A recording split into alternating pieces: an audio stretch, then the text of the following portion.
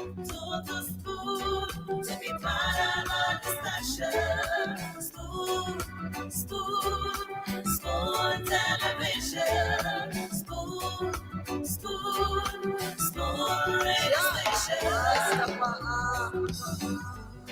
Spoon gonna tell you what is happening in Liberia. Spoon gonna tell you what is happening in Monrovia. Spoon gonna tell you what is happening in Africa. Just to spoon you will know. The children crying for starvation, just to spoon. You want to get a news update, my brother, to spoon. You want to know what is happening, Moreover, to spoon. Politicians want to make their decision, just to spoon. You want to know what happening in the ministry, to spoon. To spoon. To spoon. You from Vonjama, Maryland, to spoon. To spoon. If you eat kebab, congratulate my brother, to spoon. You got a Spoon TV, you got a Spoon Radio, to spoon. To spoon.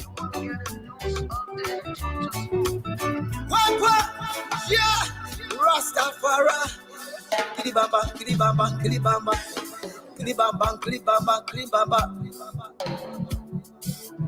What I want? This one you got today. Spoon TV. Spoon. This one you got today. Spoon TV. Spoon. Ba-da-ba-di-da-di-da.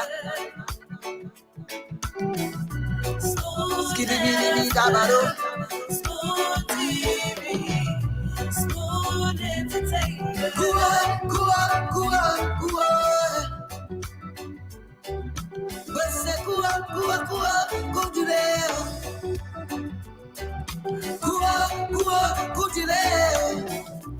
To the spoon, to get your information. To the spoon, to be part of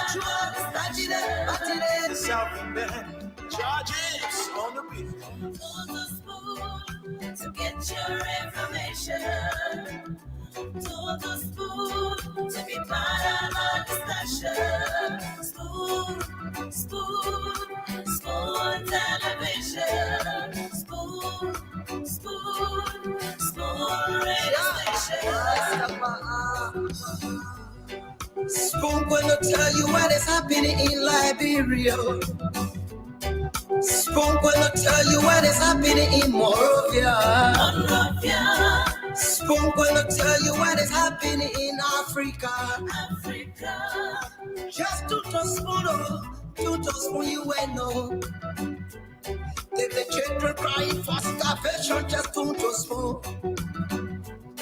You want to get a news update, my brother, to spoon. You want to know what is happening, Moreover, to spoon. Politicians want to make their decision, just to spoon. You want to know what happening in the ministry, to spoon. To spoon. To spoon. You from Vonjama, Maryland, to spoon. To spoon.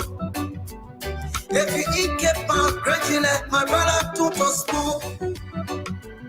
You got a Spoon TV, you got a Spoon Radio, to spoon.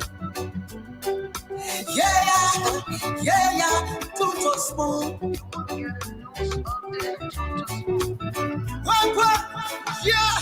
Rastafari. Kilibamba, kilibamba. Kilibamba, kilibamba, kilibamba. What I want? This one you got today. Spoon TV.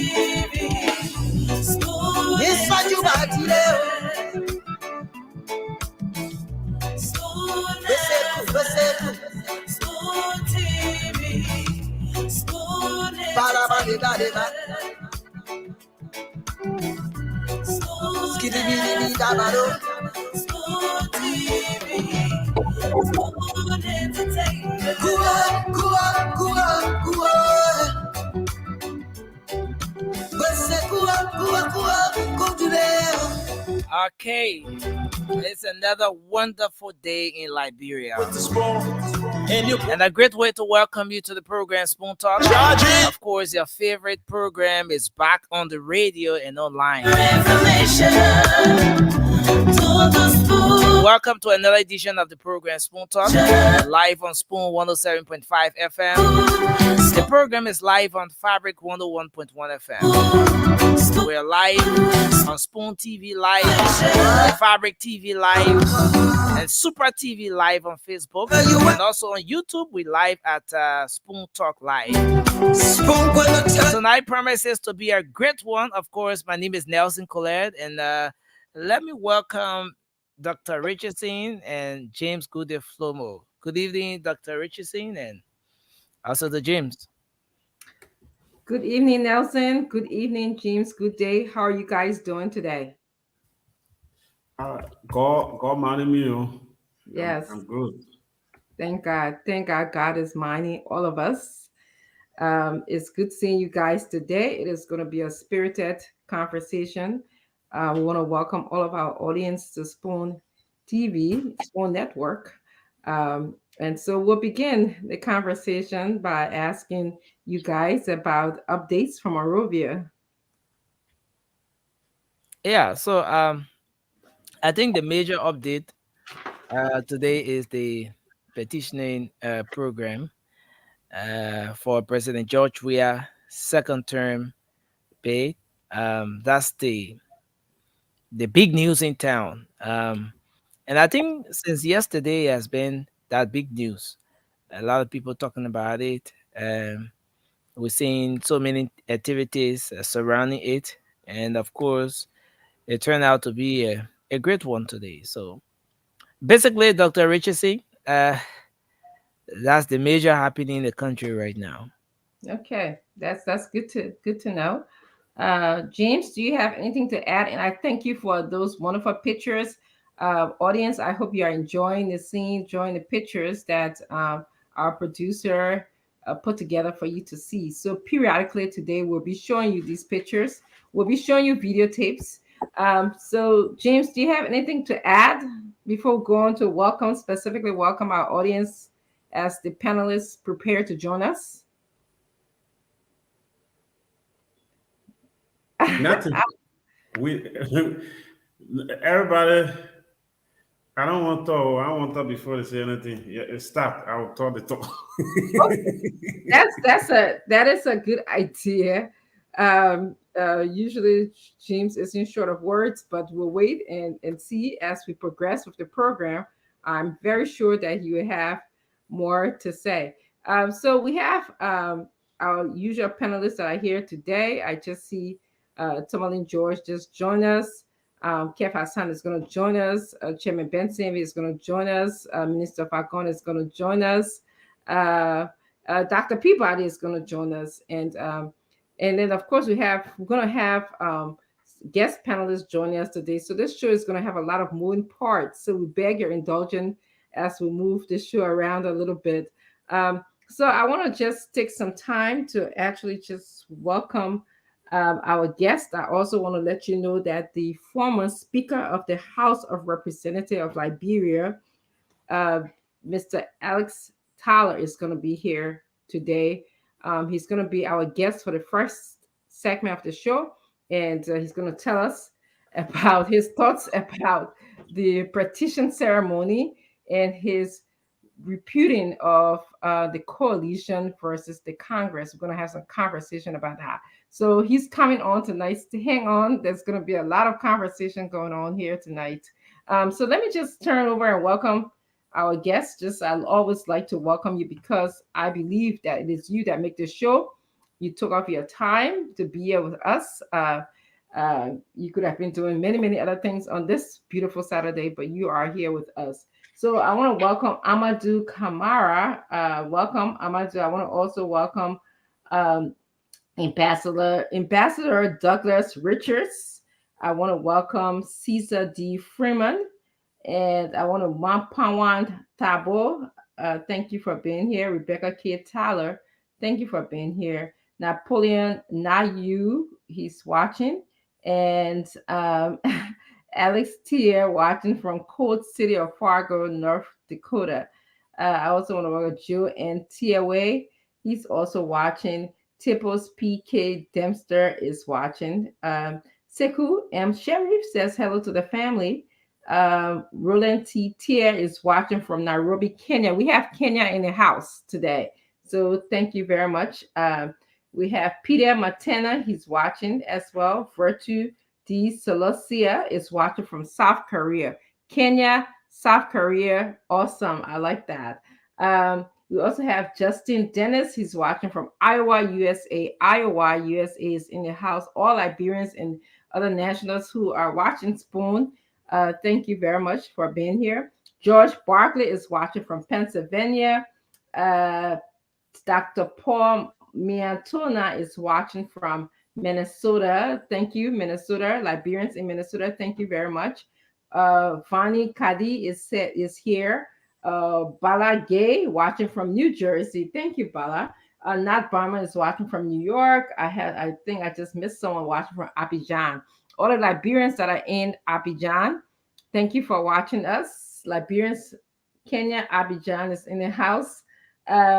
Becky Harris is watching from Pennsylvania. My own cousin Thomas Awaji is watching. Hi, Thomas. Ekata Zapa is watching from Cyprus. Got Cyprus in the house. We got Kenya in the house. Yes. Australia's in the house. We got Rebecca Mason. Nathan is from Australia. Wow. Kenya, Australia, London. Jackie from London is watching. Oh, wow. You guys are so impressive. You taking up your time to be here with us. I'm watching from Perth, Western Australia. Again, another person from Australia is watching us. Dubai. Is that no Abu Dhabi? I'm sorry. I'm saying somebody's watching from Abu Dhabi. Thank you very much for joining us. Tutman Sawolo is watching from Magibi County, Dulutown. Those are in Dulutown. Thank you very much. I see Moses Graf is also watching from London. Du Sala is watching from South Africa. We got South Africa here. Vani Kadia is here, which is great. Balage is also watching from New Jersey. Thank you so much. Sumo Wiki is watching from Lofa Zosa. Yes, all of you that are in Lofa Zosa, thank you. You see, James is shaking his head. He wants to say hello to all of you and thank you for watching us. David Bala is from Liberia. David, thank you so much. Sanikoli City. Clement Walter D. Duo is from Sanikoli City. Nat Bamo is watching from New York. It's awesome. Great to have you. Jacob Crisco watching from Oxford, Mississippi. We have Mississippi in the house. Dolo Salon Moore Jerry is from Abidjan. He's watching from Abidjan, Ivory Coast. Kamara Silva Fafoli is watching from Nigeria. Wow. Nigeria is in the house. All the Liberians, other nationals that are in Nigeria watching, we want to thank you for joining us. Joanne Taulu is watching. Mohammed A.B. Barry is watching from Brawville. Yes, Brawville is in the house. We're here today. Mark M. Jala is watching from Johnsonville, Monrovia. Brawville, Johnsonville, all of those places in Liberia. We want to tell you thank you. Margibi, Montserrat, thank you so much. Malish G is watching. He says, thank you guys for staying on. Thank you, Malish G. And so we have many viewers today. We promise that it's going to be a very spirited and interesting show. Thank you very much for being here with us and spending your time with us. So you guys want to let me know when our guest calls in, or did he get the link to come in? James Nelson, I can't hear you, Nelson. Oh, okay. No, I was responding to something in the Oh, audio. I'm sorry. I heard you talking. I thought you were talking to me. So anyway, I saw somebody come in. I'm gonna wait for the rest of the panelists to come in. But like I said to you, our guest is the former Speaker of the House of Representatives of Liberia. He's gonna be here. Our flyer, as you can see, it says Tyler reputes CDC's claim, says there is no coalition. So we are having this discussion. We've been having this discussion. Who petitioned President Weah today? Was it the Congress or was it the coalition? So we are getting bits and pieces. We know that Prince Johnson is gone. He's out. He's exited. Now we have Tyler is saying that there's no coalition. He's exiting as well. So who petitioned Weah is the question today. Who petitioned President Weah today? What is happening to the coalition is the question that we'll be toying around with, we'll be exploring today. So there's many parts, there's many moving parts today. So bear with us as we shift around a little bit. Come back to you, play videos. We have happenings. We got play by play of what happened today at different times. So bear with us as we present to you the play-by-play of the day. Joining us is Mr. Dempster Yala. Mr. Yala will be also one of our guest panelists here today. Mr. Yala has a breadth of experience and knowledge with participating in Liberia's politics. So he's going to come on and contribute his thoughts about what is happening on the scene today. Mr. Yala, I want to welcome you to Spoon Talk. I don't know if this is your first time or you've been here before, but we want to. Well, this is your first time. Okay, awesome. So we really, really want to welcome you. We want to tell you thank you for joining us, and we look forward to having a spirited conversation today as we discuss the event of the day. We will be talking about the success and failures of the partitioning ceremony today. We'll be looking at the claim of 1 million people. Was it successful? We'll be looking at what does it mean for people to come and attend a ceremony at the ATS Stadium. So we're going to be having a lot of conversations today. James Nelson, anything else you'd like to add? Well, for me, one thing I know is that this edition of the show is going to be firing. I can see, judging from the happenings today and everything, I think this edition of the show is one that the folks should just sit down and get ready for. Yeah. Absolutely. So I'm going to ask you to share the show, call a friend, sit down, get ready, listen attentively, engage in a conversation with us. The comment section is here. Ask us questions. We do look at it periodically, and sometimes we get an opportunity to ask your questions. I see, Mr. Dempster, are you okay? Yes, ma'am. Can you hear me? Yes, we can hear you. We can hear you. Thank you. Thank you. That's good. Is there anything else you'd like to add about your credential, your participation? I briefly mentioned your involvement in Liberia's politics. So you want to briefly just tell our audience about yourself as we wait for the panelists to join us. Are you in Liberia, by the way, or are you here? No, I'm here, right here in Michigan.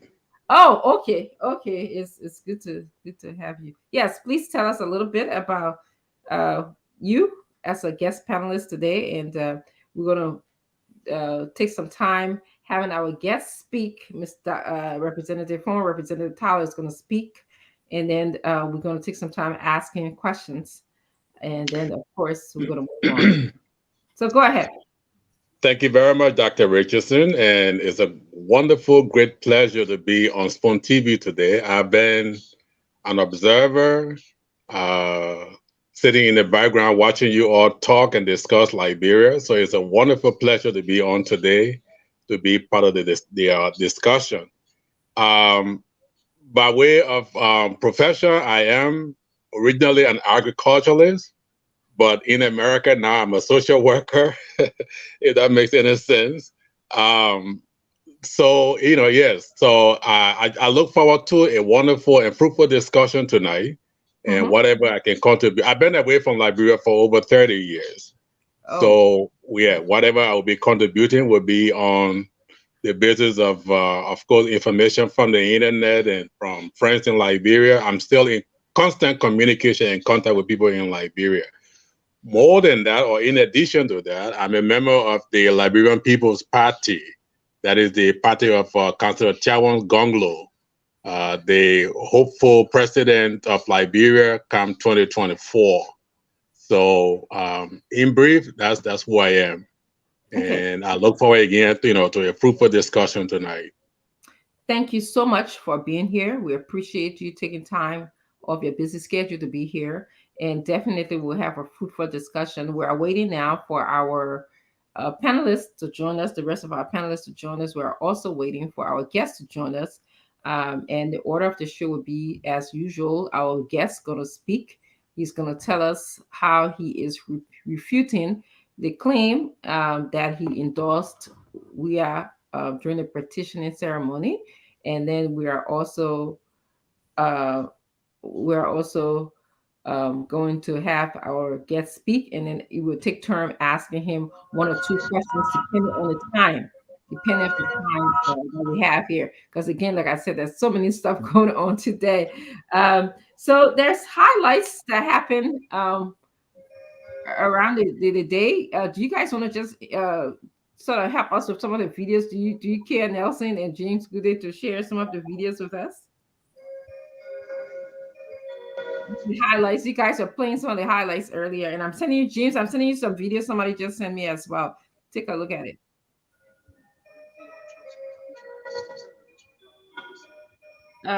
Welcome, Chairman Ben Sanvi. Chairman Ben Sanvi.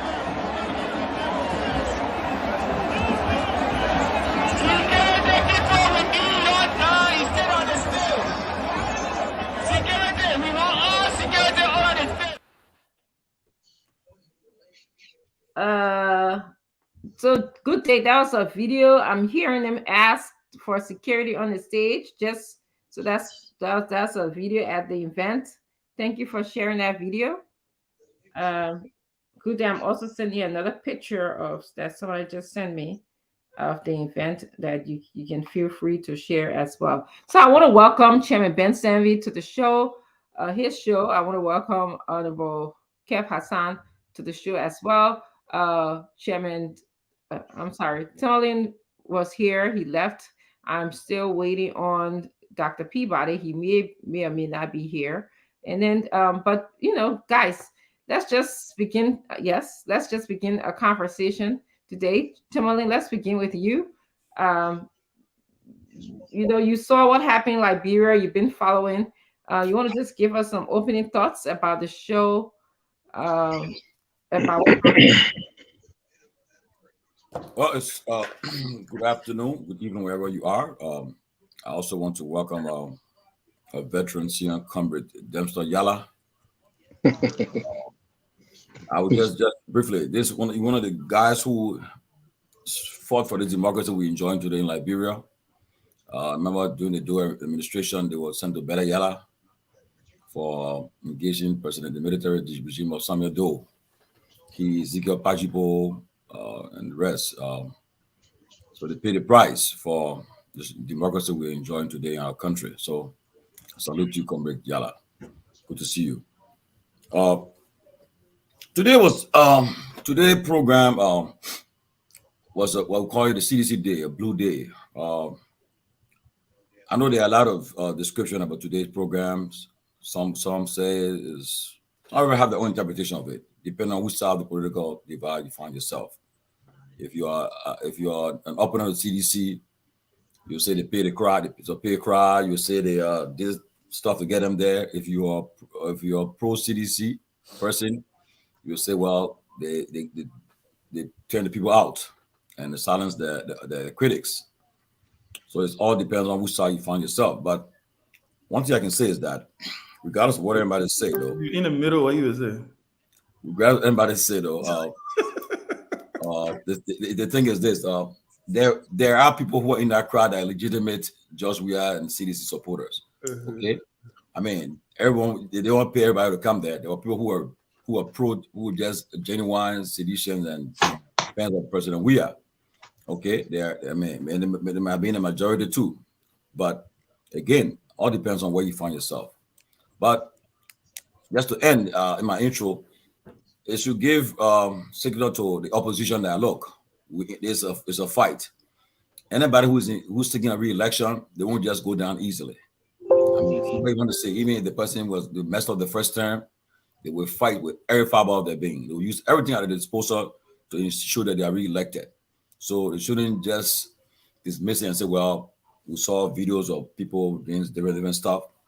The opposition should rethink about coming with a strategy that will take CDC, take on CDC stronger. You shouldn't just overlook what happened today and say, well, it was a stage managed crowd. You should really think that, look, we'll have a fight to go through the next few months. So let us redouble our efforts.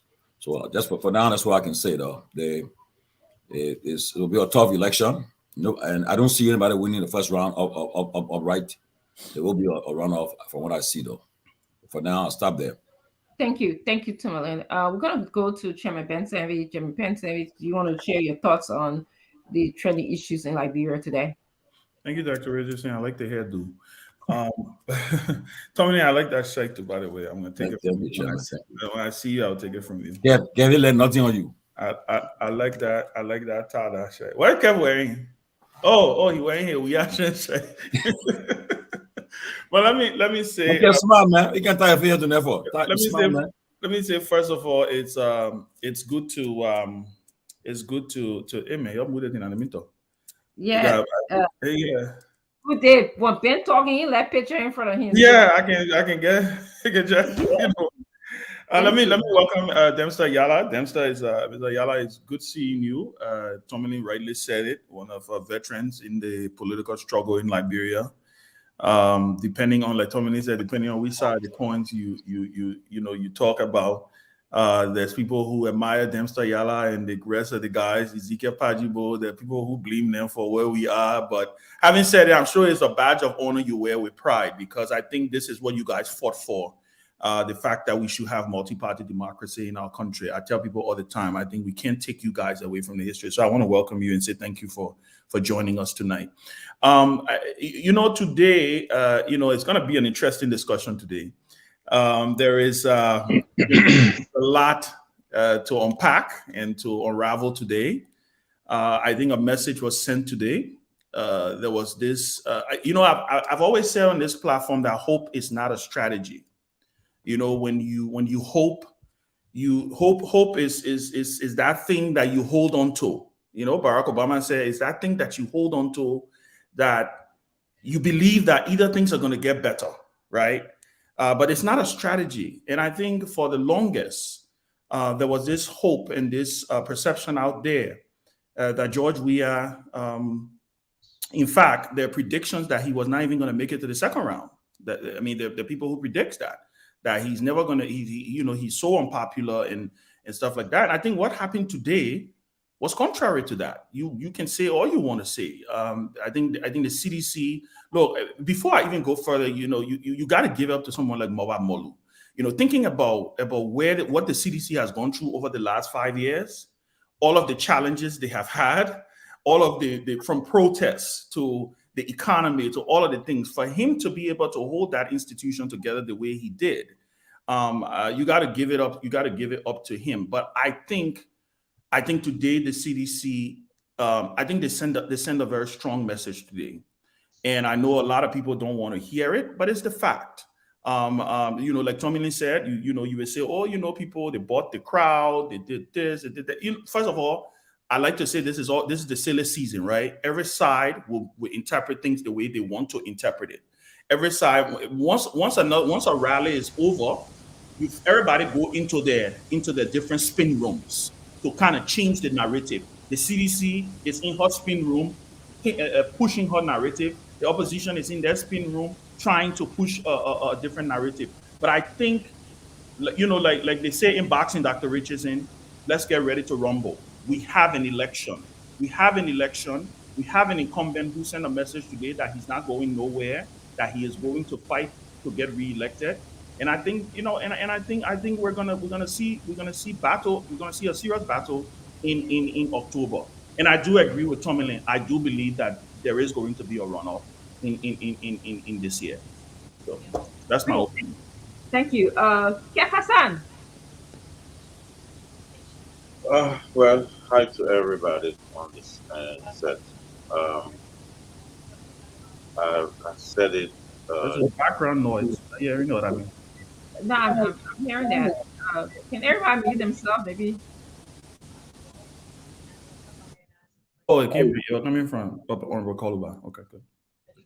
I said it yesterday, day before yesterday, last week, that today we're going to be a human tsunami, unless somebody just probably living in a different world, or maybe come from some other planet. But what happened today, the blue wave that happened today, if anybody who out there with doubt, thinking that this president is not popular, today is your answer. If anybody out there thinking that this president will never be re-elected, today is your answer. If anybody out there thinking that this president is not doing his job for the Liberian people, today is your answer. If you spin it, anybody who spin it, I think they will look funny, because then you're going to be speaking away from reality. And when you speak away from reality, then you are at a high level of insanity. When you away from reality, you are at a top level of insanity, because the reality on the ground shows today. Thank you.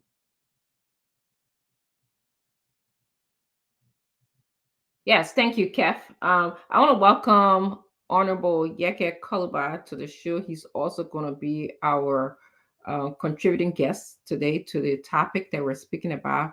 Honorable Koluba, I want to give you an opportunity to share your views on what happened in Liberia today. Thank you. Let me say good evening to everybody on the show. And we observed a lot of things today. We saw people distributing money from last night up to this morning.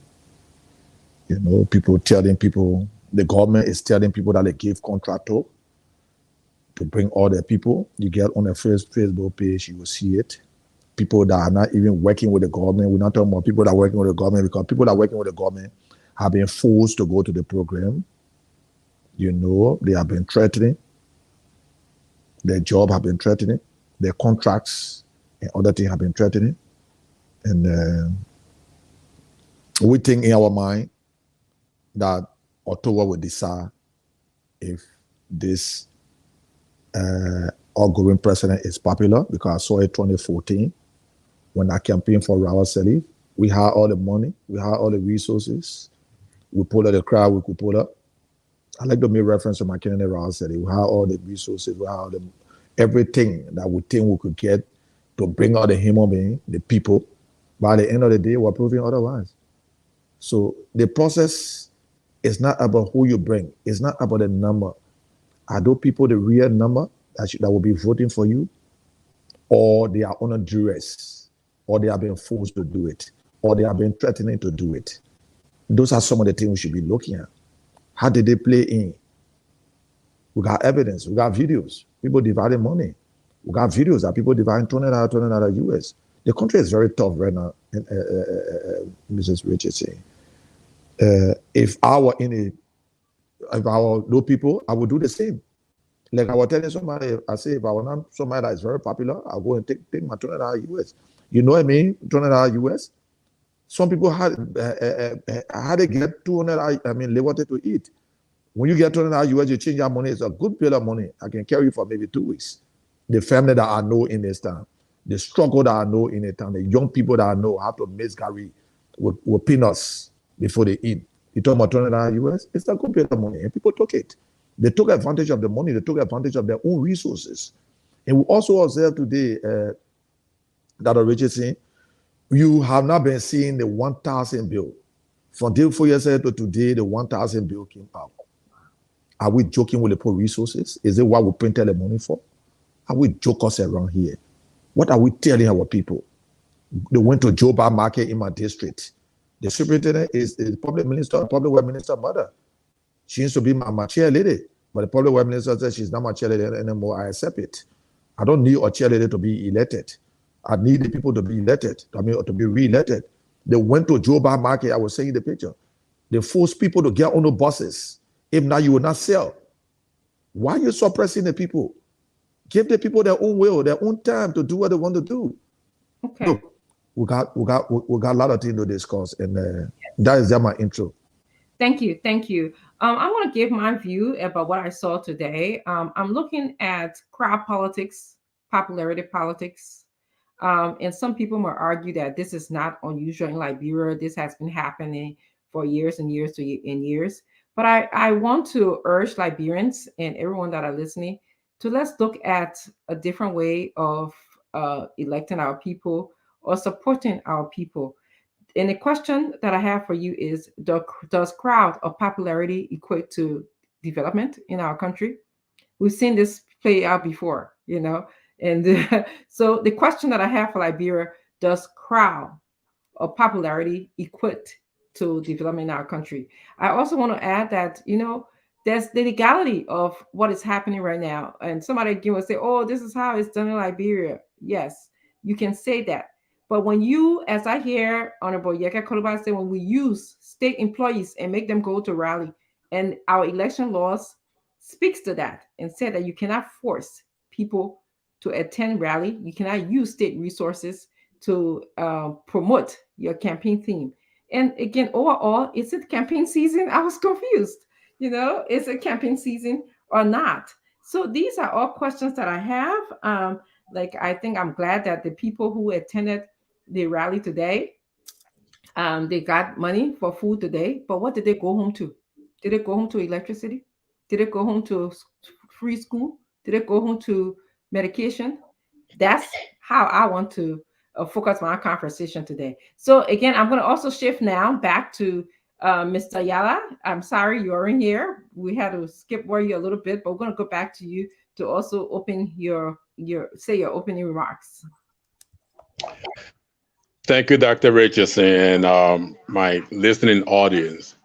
Yes, I too am affected by this crowd politics, and especially when people are purchasing, the crowd. That's not the kind of democracy, that's not the kind of politics that we all subscribe to. We want to see people go to cheer George Weah, cheer Dr. Richardson, cheer Dempsey Yala, cheer whomever based on their own violation, not because they are paid to do so. And whoever thinks that they can do that and feel popular and then feel confident within themselves that they are popular with their people, I think they're just deceiving themselves. So I did not watch the entire proceeding today in Liberia, but I got glimpses and snippets of what transpired in Liberia. I was disappointed. In fact, some of the commentators were saying, that they were overwhelmed, that this is the largest crowd they have seen in Liberia or so.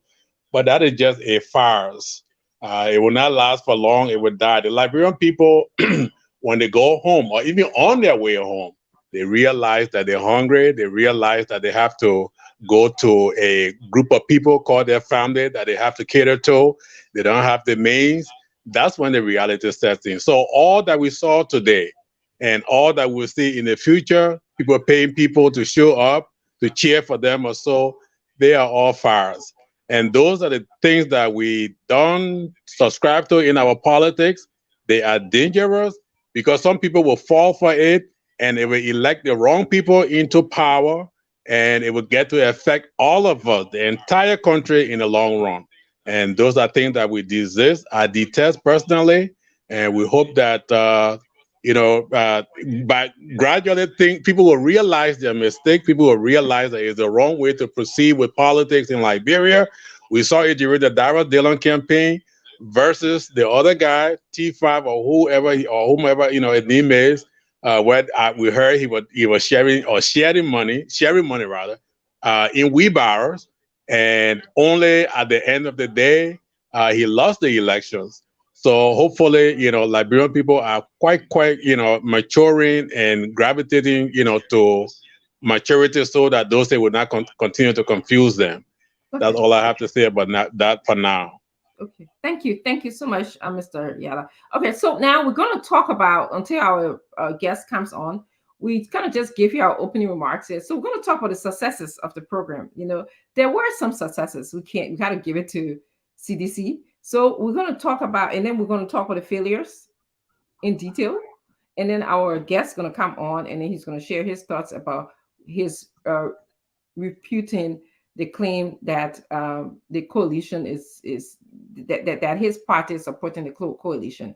So I'm going to go again, starting with Tomlin George. Let's talk about the successes of this program today. When you looked at it, you mentioned a few things already, Tomlin George. I mean, the engineering, the logistic that it took to bring all of these people out, and what does it mean for George Weah? I will talk about in politics the power of incumbency, and you have the bullet puppet, and you have the national covers at your disposal, and take it or leave it. It happened around the world, like even the great United States of America, when the president who's running uses Air Force One, takes him all over to all his campaign trail, and so forth. So you saw today the government use whatever they have at their disposal to bring out the crowd. This program been planning for months. Don't forget, when our president was even overseas, they had to postpone the program. So they've been planning this program for a long time, and so forth. So they went. One thing you'll see what they did carefully was they did it. It happened simultaneously all over the country. It happened at the same time. The various counties, they organized programs there. So they have people in Basel everywhere. Have people, I think McGee was in McGee area. They have people all around, spread up to have this program. So it was well planned, well coordinated, and they were well funded. And that's it. In the past, I know when CDC ran 2005, 11, and 17. I mean, especially 2005 and 11, had the resources to organize such a program like this. But at that time, the CDC was the opposition party everybody wanted to be part of. So people volunteer. They brought in their own T-shirts and so to get marked on and so forth. This time it's different. Where you're giving free T-shirts. And I said it yesterday, Liberian people love free T-shirts. They love T-shirts. You can put the West person, you put anybody on that T-shirt you carry, they'll fight for it still. So, so the T-shirt was given free and people will go for it. And you don't blame. I even saw a picture with kids, like as young kids who can't vote, they had the T-shirts on. So, everybody wanted a T-shirt. They wanted a T-shirt, and so forth. And it turned out. The people came out. I even got some friends, who they had to put up, they had to come up, even though they have a different political view, but they either work in the government or somewhere, they had to come up. So it's all about politics. And tomorrow, if the ANC, the Unity Party organizes a program, people will go there too. Who's not supporting Boyka or Cummings, they will still go turn out there. But there are some people will be genuine, some people will not, some people will just come for the fan, the pageantry and so forth. And so you saw it today. But the CDC organized the program and they wonder what they want to get out of this program. They send a message. As far as the concern, whatever people can say, as far as the concern, they send a message and that there will be a one-round victory, and they shut down Monrovia today. And indeed, they shut down the city. You gave it to them. I mean, regardless of how they what we say, but they shut down the city using their own strategy they came up with. So that's about it, though. That's about it for now. Yes. Yeah. Tony, is our guest still on your phone? He probably got to call him, right? I call him back because he was. Okay, I'm sorry, because all right. As we want to welcome Minister Fagon, so Minister Fagon, we're just talking the successes of the program right now, and then I'll come to you so you can just give your thoughts about the program because you didn't have a chance to do that. So, and then we're going to go on to our guests, and then we'll have our questioning for him. So again, Ben Sammy, successes of the program. I think it's important for us to talk about the successes. Well, a couple of things, I know, and speaking from experience, I think Tommy said it right. This issue of, look, everybody's going to put a spin to this thing, and everybody have their way to spin it. I know Liberty Party. I was national chair of Liberty Party. We brought 300,000 T-shirts in the country. When we opened our party headquarters, we had thousands of people show up, and that was not even a campaign launch. The day we closed our campaign, we had what we call a street festival, where thousands and thousands and thousands of people. So Tommy's point about the T-shirts is right, but there is also something that we don't want to miss here. We don't want to miss the optics. I always say it. We don't want to miss the perception. There was this perception that George Weah, in fact, Montserrado County was gone. There was this perception that George Weah was not even going to the second round. Now, did what happened today show that the election is over? I don't believe so. I think that it is going to be a competitive election. But the notion that, again, like I say, all of what you saw today is not strange to Liberian politics. All of what you saw today. When Unity Party in 2017 had their rally, in fact, every political party, I think, but the Liberty Party, had the rally at the ATS. The ANC in 2017 had a huge rally at the ATS when they were all dressed in red. It was called Red Day.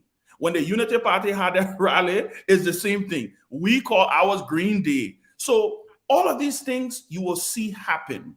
And again, like I said, what the incumbent tried to accomplish today, and I think he did, was to send a message that this seat is not up for grabs. I'm here. If you want to take it from me, you guys better come strong. And I think he did today. I saw people walking. I was watching multiple channels. I was watching Spoon. I was watching the other channels, because I'm not going to call their name on the desk because they will be me promoting them. But I was watching multiple channels. And I saw a channel from across the breach. People constantly walking. At the end of the program, I saw people walking towards the headquarters. So I can understand all of the intricacies. And then just lastly, on the notion, I think Honorable Yala said something. Somebody call me? Oh, sorry. Honorable Yala said something about the optics. I mean, not the optics, but the whole thing about the way people will vote. They will get. Look, let's be realistic here. We got to meet the country where the country is. This is our politics. I don't know, and I know sometimes we want it to be different, but this is what we have to deal with. And until we figure out a way against it, people are attracted to T-shirt. You will see somebody wearing JMB T-shirt. I saw a picture with JMB T-shirt and CDC beret. It happened in 2017. They said Seditians went to Liberty Party rally. When they left from there, they went to the headquarters, took out the T-shirt. All of these things do happen. But I think overall, the key success that I saw today was that the president was able to send the message that he wanted to send. I think that was the key success. He didn't hurt himself today. I think he sent a very strong message that he is the front runner, he is the incumbent in this race, and that he is the man to beat. You can't deny that. Great. Kev Hassan. Today was a success for the Liberian people, because the Liberian people are choosing a bright future. They're choosing a clear direction. So today was a success for the Liberian people. Let me touch on this notion. I hear Chairman Ben said, Tomlin said it. That notion that the Liberian people for T-shirt, we saw a lot of T-shirt with the tire suffering rally that left over. The people never went for that T-shirt. I think people are missing that Liberia has transformed. They are missing that part. When I said on the show that the new voters will go the president way, you try to look at the demographic that went out there and see them. Not only that, before the show, before today rally, they were on Facebook, with TikTok, polling, having interview with Spoon and other networks. First-time voters, go on Spoon page, you will see them. People are missing the point. So that sounds a little degrading to the people that all they're going for T-shirts.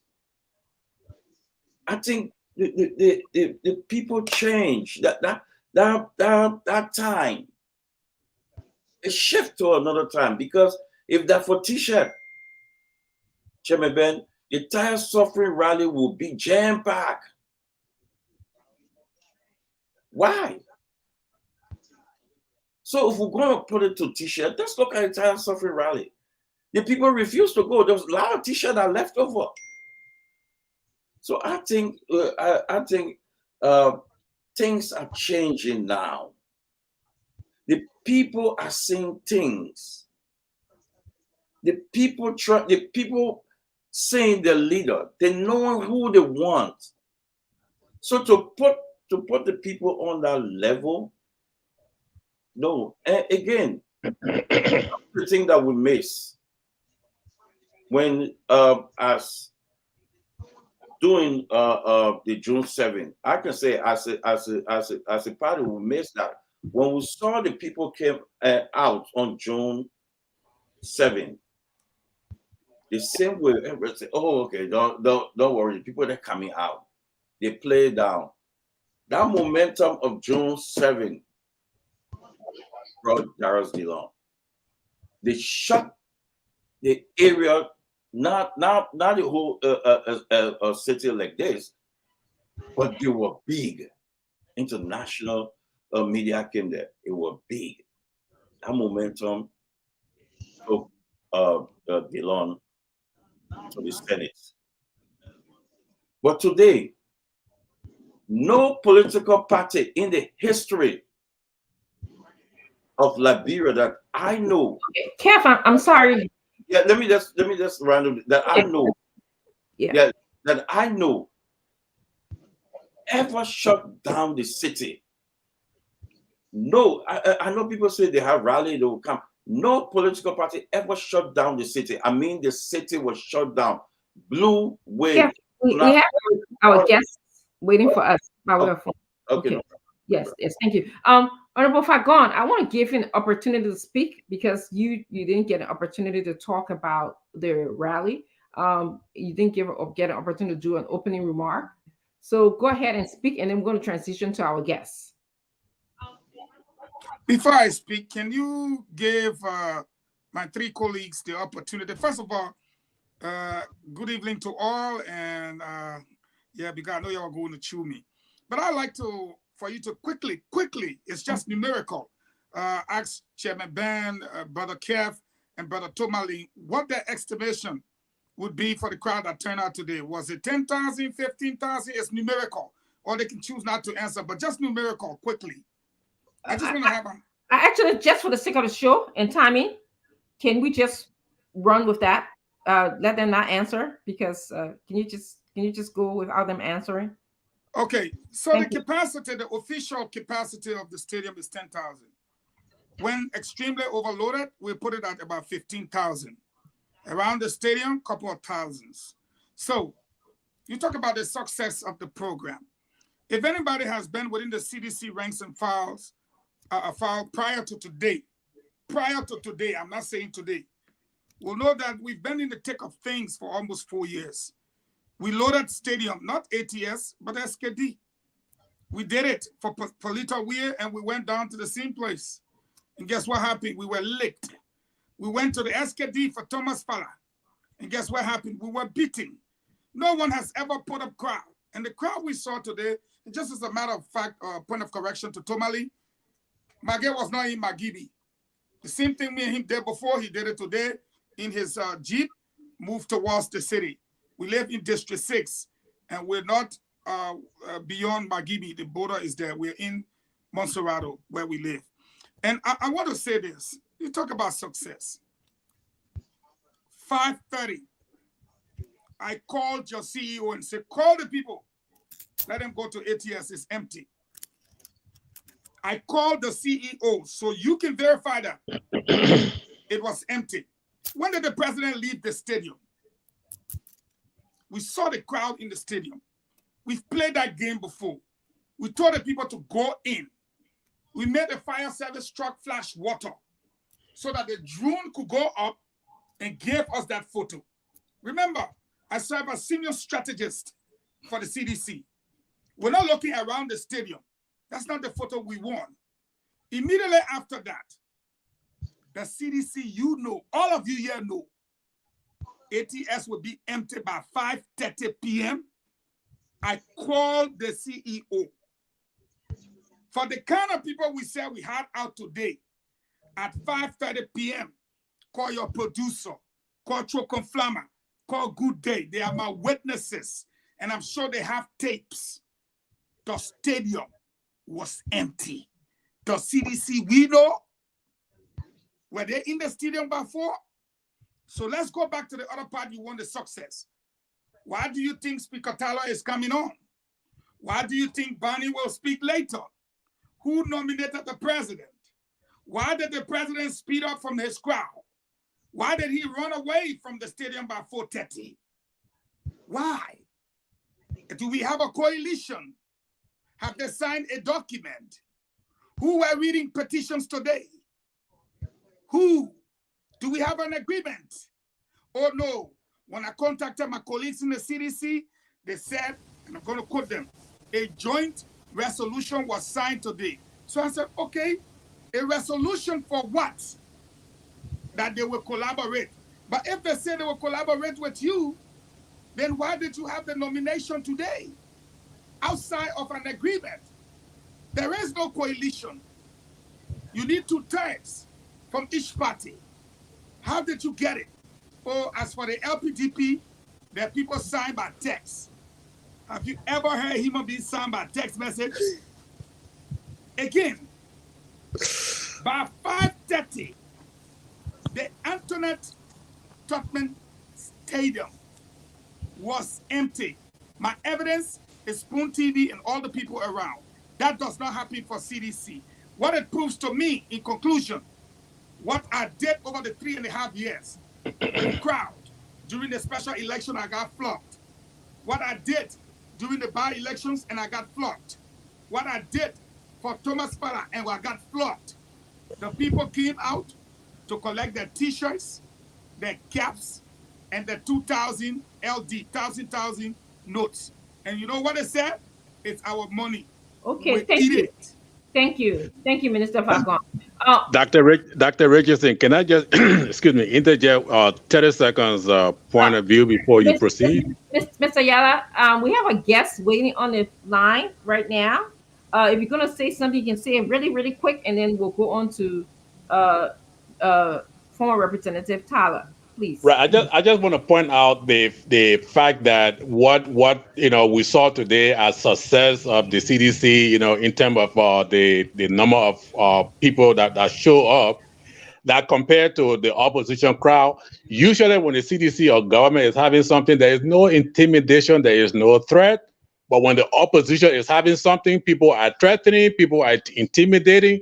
Therefore, people advise their children not to go there, before they get harmed. That's the difference between what you saw today and what you may see in the future with opposition or politicking or so. Thank you. Thank you so much for adding to that point. So, audience, at this time, we're going to transition our attention to former Representative Tyler.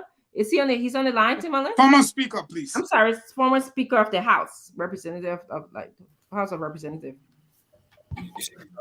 He's on the line in studio there. Oh, I'm sorry. I thought he was already there.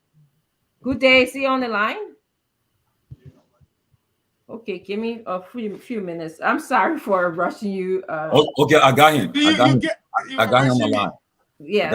Okay. We have great. We want to welcome the former Speaker of the House of Representatives of Liberia, Representative Tyler. He is here today. He's also a member of the Liberian People's Democratic Party. He comes with a wealth of experience. He served in the House of Representatives from 2009 to 2016, representing Bombing County. He is a graduate also of the Louis Arthur Graham School of Law. So, Mr. Tyler, Representative Tyler, thank you for joining us today. Thank you for taking your time to be here today. We're going to be asking you about your relationship with the coalition. What is going on? Thank you. It's a pleasure to be on your show this evening. As you all know, the coalition of 2016, the Coalition for Democratic Change 2016, is a document or an agreement between, or amongst, not between, amongst the Congress of Democratic Change, the National Patriotic Party, and the Liberia People Democratic Party. That document was signed by the three parties in November 2016, I think, and then it expired November 2022. When the document expired, the National Election Commission wrote the coalition, so to speak, or the parties of the coalition, informing them that the coalition agreement has expired. And we have since been trying to work on a framework document. I'm sure you may have heard on a framework document leading to a new coalition. But the coalition of 2016 expired. That means that document, that agreement expired 2022, November 2022. That's the first point I want to make. I'm sure the issue you're calling on has to do with what happened today. As a matter of fact, the parties have been discussing a framework document leading to the signing of a new coalition document. Of course, given the way the other two parties were treated, which is an open fact, it's no secret, there was a lot of problem getting that to happen. So up until last night, because I left the country early this morning, up until last night, we're not still able to reach an agreement to sign the resolution of our party. And up to this afternoon, as I speak to you, up to this afternoon, around 2 to 3, this afternoon, between 2:30 to 3, still we have not gotten the signatures. But I heard this evening that our party said they got a signature, the resolution, and so we have a coalition. That's why the news is scary. I just want to inform the public that we do not have a coalition. It's a whole process. The signing of the resolution by the parties is an intent to form a coalition. The parties agree, or the members of the parties say we agree to this framework, and then now the leaders can go and form the coalition, which happens through a coalition article that will be drawn up. And then, of course, you have something like a mini convention where the National Election Commission is divided, and then the parties to the coalition we affixed that signature on the coalition article. And that article, is then submitted to the National Election Commission before you have a coalition. Because remember now, the National Election Commission is charged or is the body responsible to regulate political parties and their activities in the Republic of Liberia. So that is the situation. So the misinformation is that the Coalition for Democratic Change, which comprised the Congress for Democratic Change, MPP, and CDC, did a petitioning ceremony today of the president. I think that is unfair for anybody to say that because we still do not have a coalition. The discussions are ongoing. We still do not have a coalition. Even if we got a resolution signed by to tell whatever the number is of because there's a requirement, it still gives the leaders now the chance to sit down and formally draw up the coalition agreement or articles of the coalition. That's the point I wanted to make. Oh, there you have it. If I can reiterate what you just said, you said that there was a signing of a resolution with the intention of forming a coalition, but a coalition has not been formed. That's what I heard you say, former Speaker Tyler. So technically, the coalition has not been formed. Yes. There's a whole process leading to that. So the breaking news here, we were wondering who signed the petition. Was it the coalition or the Congress today? Because there was a petition signing, allowing President Weah to serve as standard bearer again, for the second term. So we're just wondering that yesterday during our conversation. So we're then going to go to our round of questionings for you. Let me also interject here. Mm-hmm. Let me say quickly mm-hmm. that up to yesterday's evening, I was there up to 5 o'clock, and the last meeting we had at the Labrador People Democratic Party was on Thursday. On Thursday, we have not reached any agreement. We had our National Executive Committee meeting. And that meeting mandated us to have further discussion with the president and that meeting should have taken place on Friday. Unfortunately, I think the president was very engaged, so we did not meet. All right. Surprisingly, also on the same Friday evening, yesterday's evening, very late yesterday evening, in fact, around 1 o'clock in the morning, I heard that the framework document was being revised. As I speak to you as leader of the Labrador People Democratic Party, as the political leader, I have not seen any document. What I have not seen the revised document, which I heard that people did a resolution.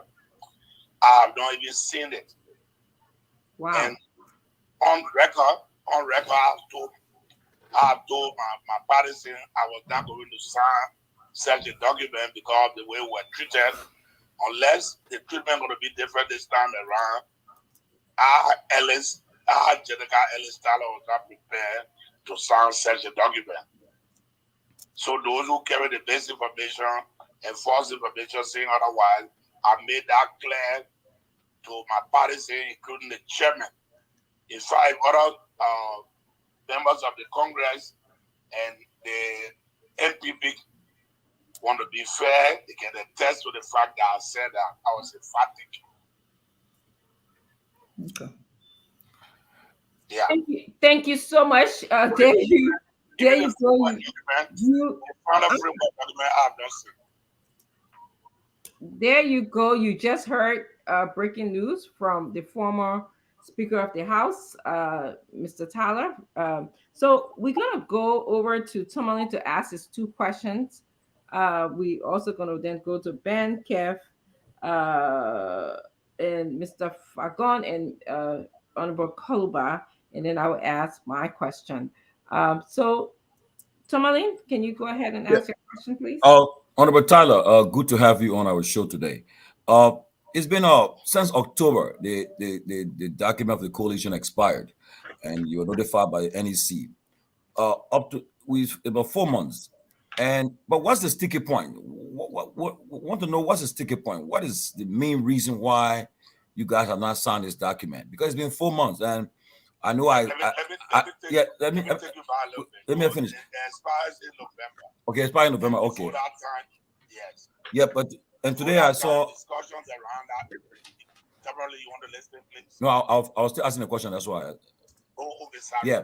So, and I saw your chairman Moses Colley today. He read it, but he announced the president, nominated the president, I think, and the vice president for the MPP, Madam Taylor, endorsed it. So as far as the people concerned, from what we heard, watched today, the coalition is in full swing.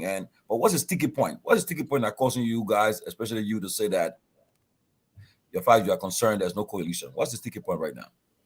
No, listen, I guess there's a process leading to the signing. We went through this before, so I don't understand how folks from the three parties would understand this.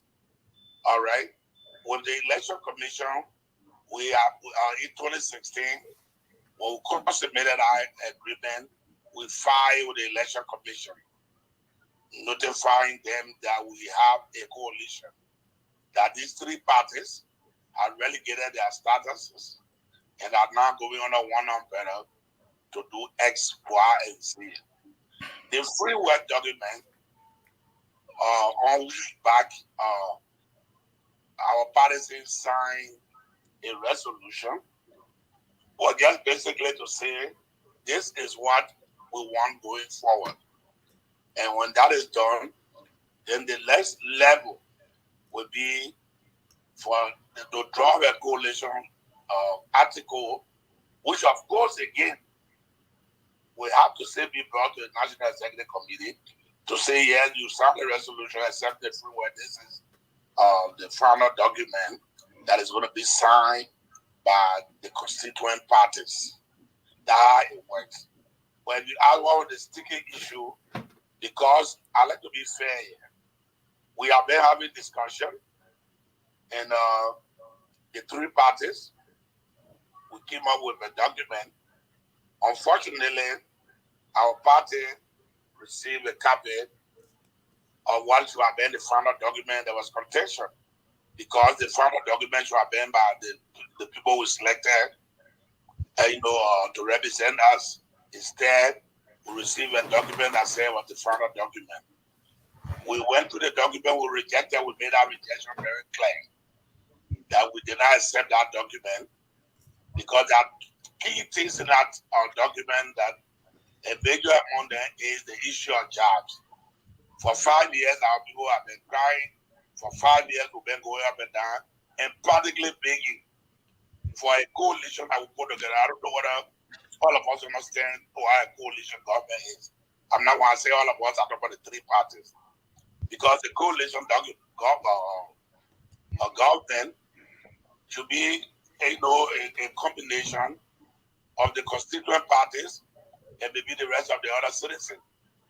But if others are excluded the way it is, or if we become just spectators, in the government, that we are a part of giving our experience and everything, there's something to wonder. And since so this time around we said, there's certain key things that must be in the framework document, including the how the governance structure and everything will be. When that is accepted, and then we'll move forward. In fact, in a way, everybody thought we were getting there until we got to the point where it became a sign, then we make progress. And I said, no. In 2016, there was nothing to give because we never had a government. In 2016, we all put our meager resources together the LPDP brought 10 new pickups. Because we signed a coalition, we already had these as our party property. All we did was, in fact, we had to engrave on them CDC Coalition for Democratic Change. Our offices around the country were all now turned to coalition offices. And at the end of the day, they will tell you how the government was formed. That's a joke. Everybody tell you. The reason we've been quiet, because we address this devil. We thought it would not be necessary to come and address it. So all the discussion we'll be having, have been discussion beyond the scene. So the sticky thing was, let's resolve the issues there. And because of today's program, people thought this program was important and the issues we have. And that's where I differ. And I know most of our policies differ, except that they were threatening. Let me go on record, and I take zero exception to this, that the Minister of Labor will go to our party headquarters and threaten our Secretary General, who is the Inspector General, that you didn't sign, you will not have a job. Wow, what level of disrespect is this? Wow. For a government that will all help to bring to power, if we have disagreement, there should be a way to solve it, and not to threaten our policy. Something I hear happened today. I think this is rather unfortunate. Okay, yeah, my second. My next question is, Tyler. Okay, you said that the first agreement you guys signed in 2016 or 17, the guys taking the CDC or renege on it or so whatever the case. But now, President, we are seeking re-election, and if you guys go to another agreement, you guys sign it, and he gets re-elected, and he's saying that it's like he will be going to continue his second term, and what will be binding on him to keep the agreement if you guys sign it for the second term, to support in the second term? What will be binding, because he gets elected 2023 this year, and then he says, well, there's no the Constitution does not bind me to follow through with any document and an agreement signed, and he runs his government the same way he did the first term. So what binding you have on him to keep him from sticking to the agreement if you guys come to sign it again? That's precisely the point. And so it's only important, and let me be on record. I'm Democratic. Our party is a Democratic party. If majority of the parties took a decision, I'm obliged. The majority of the parties took a decision. And just as they have their democratic rights, I do have mine. And I said to them, even the way this is, if it remains like this, I will not sign. I've said that I'm on record, I told them. And that's precisely the point you made.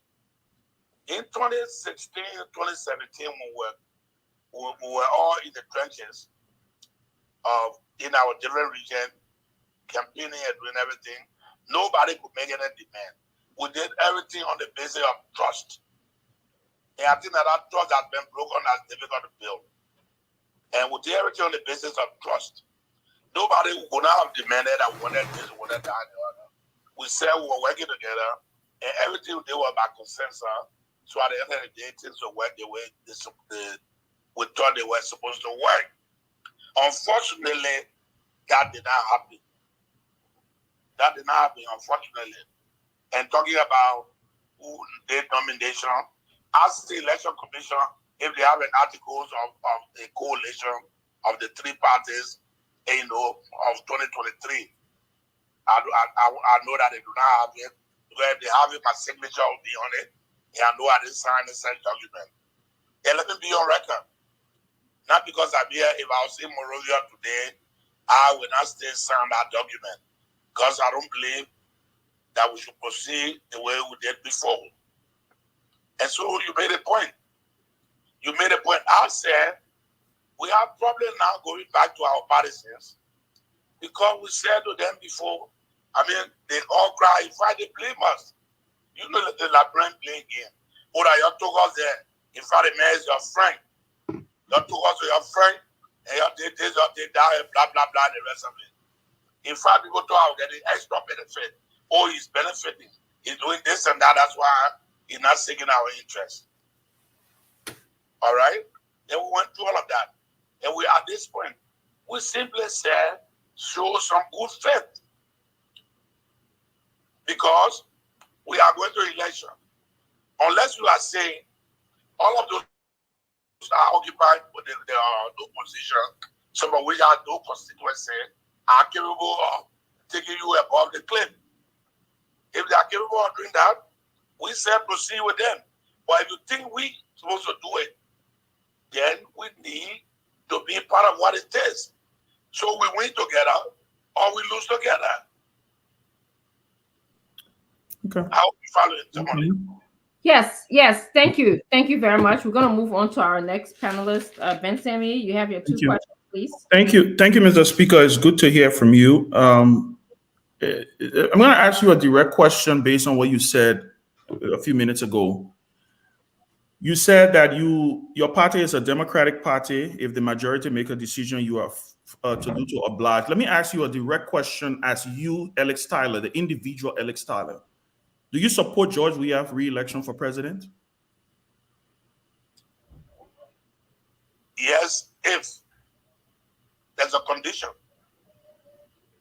Yes, if George Weah is a friend. I've been knowing George Weah maybe longer than most of the people that are claiming to know him. I knew him. I used to go for him to Clarendon to go and play soccer. And that when we were all very young, maybe out of our early 20s. All right? 19, 20 or so, before our 20s. So I could support George Weah to become president, especially from the point of our party, we did certain things. That's why I told you I'm Democratic. Okay. So I ain't the question because I supported him before. Sure. Again. Yeah, that's what I'm asking. Do you support him now? I mean, you could have supported him before, but do you support him now? As an individual, as Alex Tyler, forget the party, because you say your party is Democratic. Or you haven't made a decision. Is it fair to say you haven't made a decision? Say that again?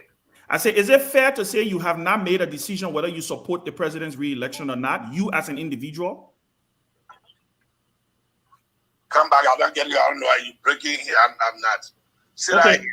No, I'm saying, is it fair to say that you as an individual have not made a decision to support your friend? Like you said, he's your friend. Have you not made a decision? Because you said you could. Is it fair to say you haven't? I haven't made it yet. Okay, so you okay, thank you. Thank you. Thank you for that. Thank you for that. That one of the question I wanted to ask. The second question I wanted to ask you, the second question that I wanted to ask you has to do with what was signed today. Like Tommy alluded to, your national chair is Moses Colley, correct? Yes. I understand your national chair and your secretary general, the two officers of your political institution, signed the resolution today. I agree with you that it is a resolution that was signed because that's the information we have received, that it was not a coalition framework document that was signed. So technically you are right. There is no coalition for democratic change yet with the National Elections Commission, right? But let me ask you, the resolution that was signed, that resolution authorizes, from what we have received, that resolution authorizes your national leadership, meaning you as political leader and the other leaders, to go ahead and sign the framework document to cement the coalition. And the information that we have received is that it's 2/3 of your executive committee signed that resolution. Is that true? Are you aware of that? I'm not aware. I'm not aware, or I told you in my opening, I have not even seen that document. I have not seen the resolution to know whether 2/3 signed or 2/3 did not sign. Anybody, like you ask it now, if you ask me whether we obtained the 2/3 or we who signed, I do not know as I speak to you. I did not receive it. Okay. I spoke to the chairman up to 2 o'clock this morning, and I asked him the same question. The document you guys say you are working on today, where he said I do not have it. He was very plain to me. He doesn't say, so I did not expect that up to now I will not even receive it. I have not received it, so I'm not aware. And so you're right. And then because you've been chairman of the political party in Liberia, you know what the role of the election commission and what it's supposed to do. What a resolution can be derived. All right? It can be derived by the party, except that this particular resolution has a condition. All right? Whatever it was, I'm not questioning because I'm not there. And the rest of it will be our internal, when we go to our National Executive Committee, the questions will be asked. But I just want to make it clear. So quickly, I know for the time, quickly. Yes. So will you say your chairperson today, he, like Tomini said, I believe he nominated the president, seconded by the vice president. Will you say that Moses Colley has gone rogue on you? Is it fair for me to say that? Because he was at the program, though. Well, no, I wouldn't want to say that until I have the conversation with him. I wouldn't want to say that because, listen, I like to be fair with the discourse. We have said that even though up to yesterday, we have not, up to yesterday evening, we have not even drawn up a resolution. That's the point I want you to know. Up to yesterday evening, we have not even drawn up a resolution, and the chairman and the secretary general are all aware that I was traveling this morning. That I had some issues that I had to travel this morning. And once that resolution was not drawn up to yesterday evening, you being in my position would not think that one would be drawn. Because whatever it is, it would need, as a leader, would need your input or at least for you to look at it after it has been drawn. So why you are doing that, though? All right. Why you are doing that? That's what I'm concerned about. Let me end then. Let me end. You have the time to ask some questions at the end so that we understand why. We said those of our party, okay, who attend the program because we had a relationship and we had ongoing discussion, but not to attend as coalition members. They were attending as members of the LPDP. Just like when you were chairing the United Party, if you had a program, you invited us, we'll turn out. That was a discussion we had up to yesterday's evening. Thank you. Up to yesterday evening. Okay, we're going to move on. Thank you very much. Let's go on to Kev Hassan. Yeah, Speaker Charlie, let me ask you this direct question. When you get back to Liberia and you find out that 2/3 of your party signed this document, will you sign? Well, it depends. What that mean? I told you, Bosman, I told you I've not seen the document. I don't know even what is in there. I've not read it. I've not seen it. Nothing. So that's what I'm asking you now. When I get to Liberia, I will sign. I will not sign. No, that's what I'm asking you. For the sake of time, if you arrive in Liberia and read that document, and you find out that 2/3 of your party sign, will you sign? Because your party is like you are putting it. When you read the document, when I read it, then I'll make the determination. So you're saying that despite if 2/3 sign, so are you saying that your party, you're running the party by decree, that you're not kind of even though 2/3 was signed, and now you're not making it clear to the Liberian people that if 2/3 sign, which is the majority of your party, I will sign it. You're saying I have to read it. Are you running your party by decree? Are you really suggesting that? Are you asking that question?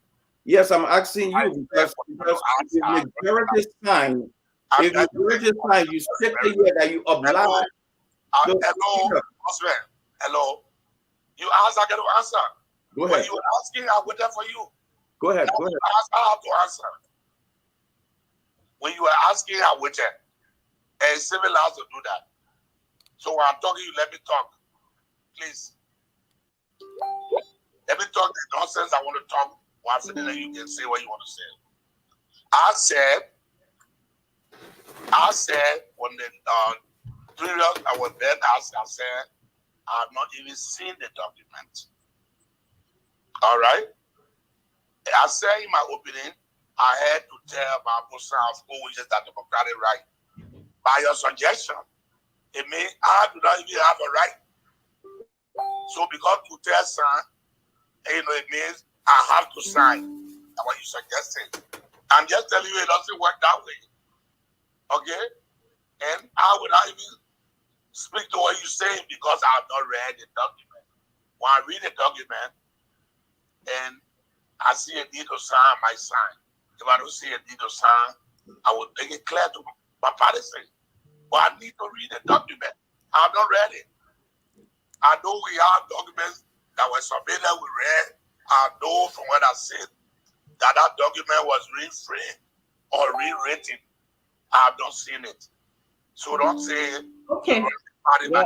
Let me go my second, okay. based on what you said. Please do so. Yes, Speaker. You said it. You said if Tutel signed, I'll be obliged to sign that document. You said it. About a few seconds. You said if Tutel signed, I'll be obliged because we're running a Democratic party. That's what you said. Tonight? Yes, sir. You said it. You said I'll be obliged to sign it. I think you're hearing what you want to hear. Oh, we can go back to the tape. Go ahead. You use the word oblige. You use the word oblige. If to test sign, you use it. Yeah. We can go back to the tape. You said it. You said it's a democratic process. I will be obliged to sign it. I wrote it down. And that's why I asked you, as soon as you said it, I wrote it down. I said, you know what, I will ask you that. Tamale.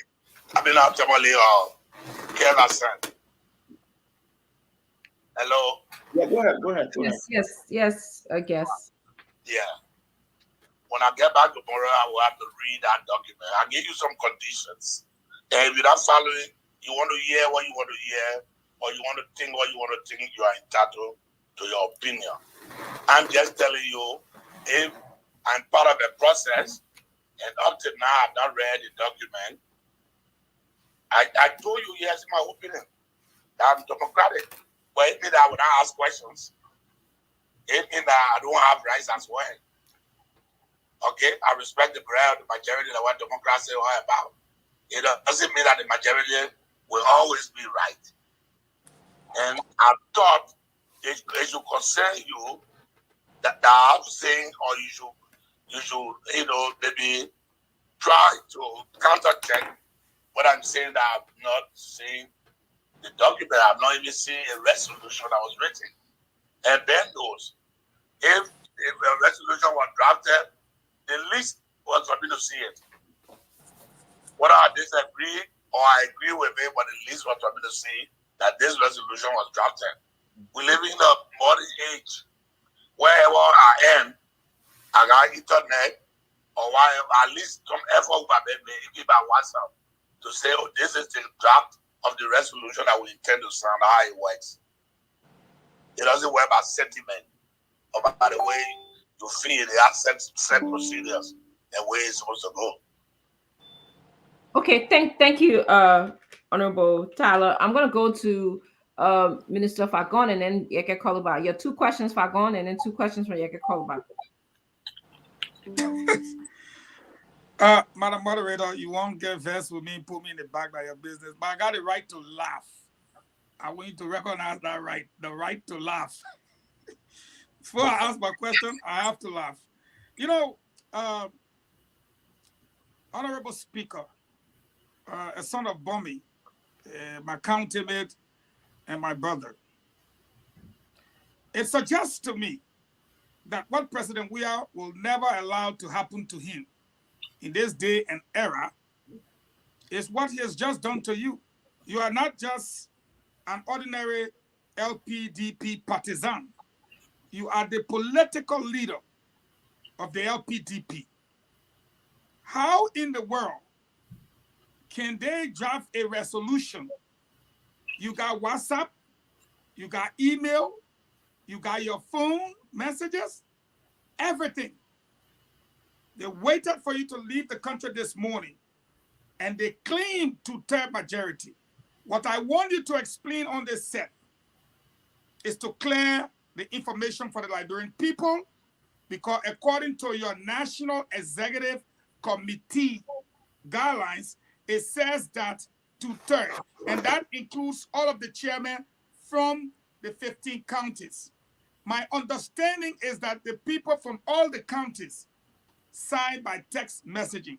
My first question to you, explain that process to us and tell us how they got the signature, if you have any idea. Yeah, but Eugene, you Yes, put sir. me in a situation, and you know that is a bit difficult, because how will I know when I don't even know how the resolution was drawn out? There you How are. will I know how they arrived at the two-thirds? How will I know who signed or who did not sign? Ah, I cannot be able to tell you. I just told you, even the resolution, before the resolution, they as they call it, they had a reframe or the reframe document. I have not seen. The resolution, I have not seen. So I cannot tell you who signed, who didn't sign, what letter they used. But the one you just told me now, or you suggesting now, I'm hearing this for the first time, because nowhere in our constitution we arrive at a decision with with that. So this only have to verify, I have to ask. Do I know our constitution doesn't support that? So that is strange. But as to the other question that you want me to, please, it's difficult. I won't be able to know. I have not seen the document. I have not seen the resolution. The draft or the signed one, I have not seen. So I cannot tell you. Okay, my second question then would be, and I just want you in passing to tell me whether you are in contact with Chairman Barney as you answer my question of the NPP, because both of you have been on the struggle to ensure that you are well respected and given equal access and opportunity to any framework document. So I'd like for you to answer that in passing. But my second question to you, you are out of the country. No one knows when you will be back. And it is now clear, I would say it 10 times for you to get it, that there is no coalition for democratic change, that there is no agreement. Today, we saw a nomination that was seconded by a vice president from your chairman and the vice president, meaning we are now confused. The Coalition for Democratic Change, they announced it today, that nomination they did not say was for the Congress. I want to be clear. They said it was from the Coalition for Democratic Change. You are the political leader. Would you state for the record that the CDC in the Coalition for Democratic Change have not only misled the people, the fact that there is no document, I believe they have committed fraud. Would you be bold to tell the Liberian people that the Coalition for Democratic Change committed fraud by stating that they carry out a nomination outside an agreement and a legal document filed with the National Election Commission? Would you be clear with that? Eugene, as a lawyer, I will have to base my judgment and conclusion on the facts. I'm not in Liberia, as you rightly said. I told you, in my opinion, in my mind, in my little understanding, my minute understanding, we do not have a coalition for democratic change because there are steps leading to that. And that's and that step must be attested to by the National Election Commission. And the reason I cannot arrive at the conclusion you have arrived at or want me to arrive at is because I have not seen all of these documents. If I see the document, then I can maybe arrive at a conclusion. I have not seen the document. All right? I have not seen the document. But mind you now, my chairman is an official of the government. So if you are asked to make a nomination of the president, I don't think I should have a problem with that.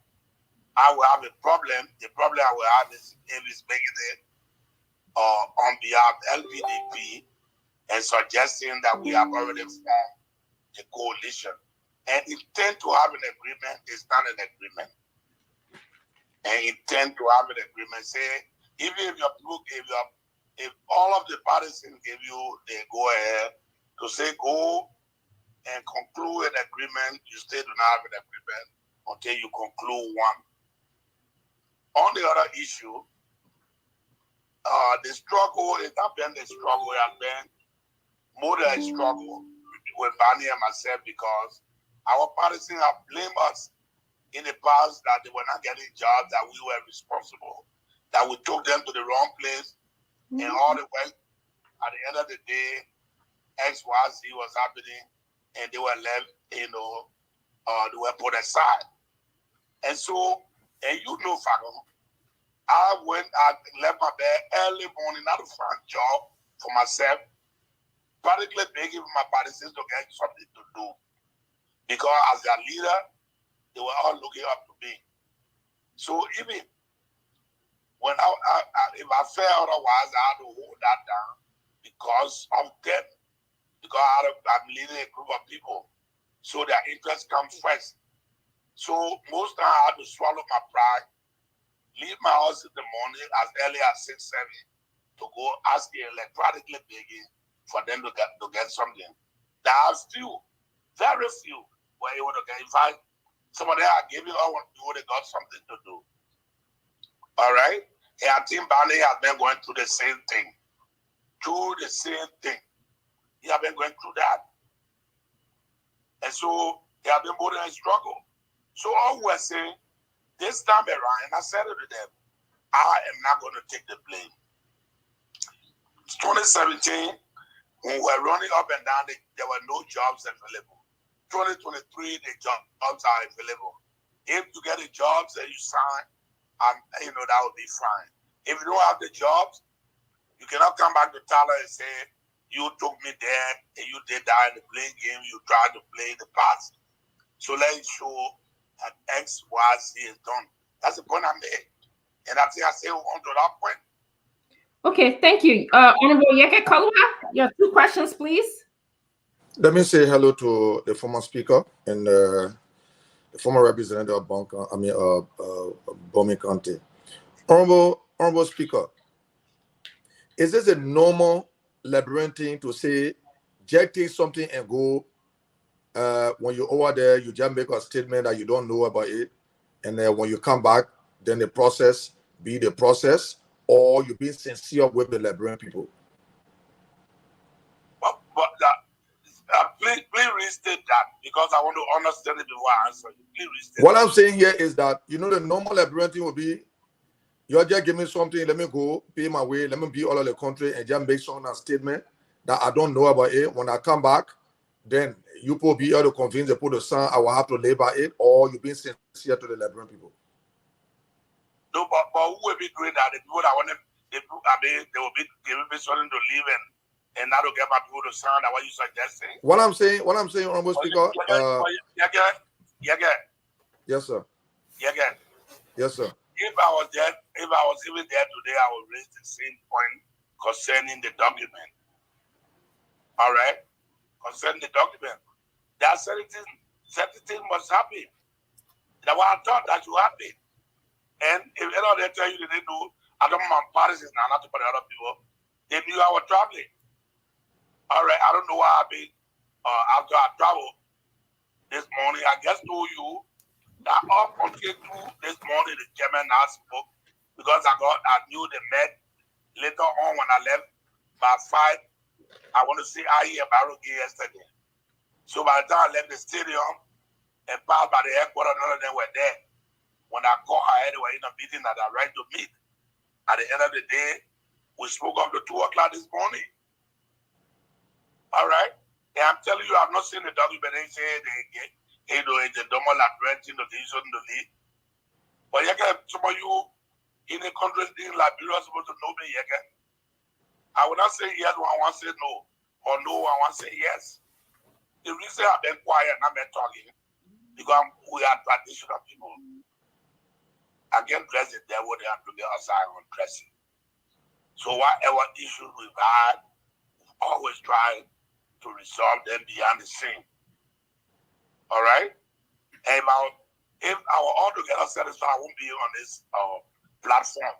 This is an international platform, not yet national. It's an international platform.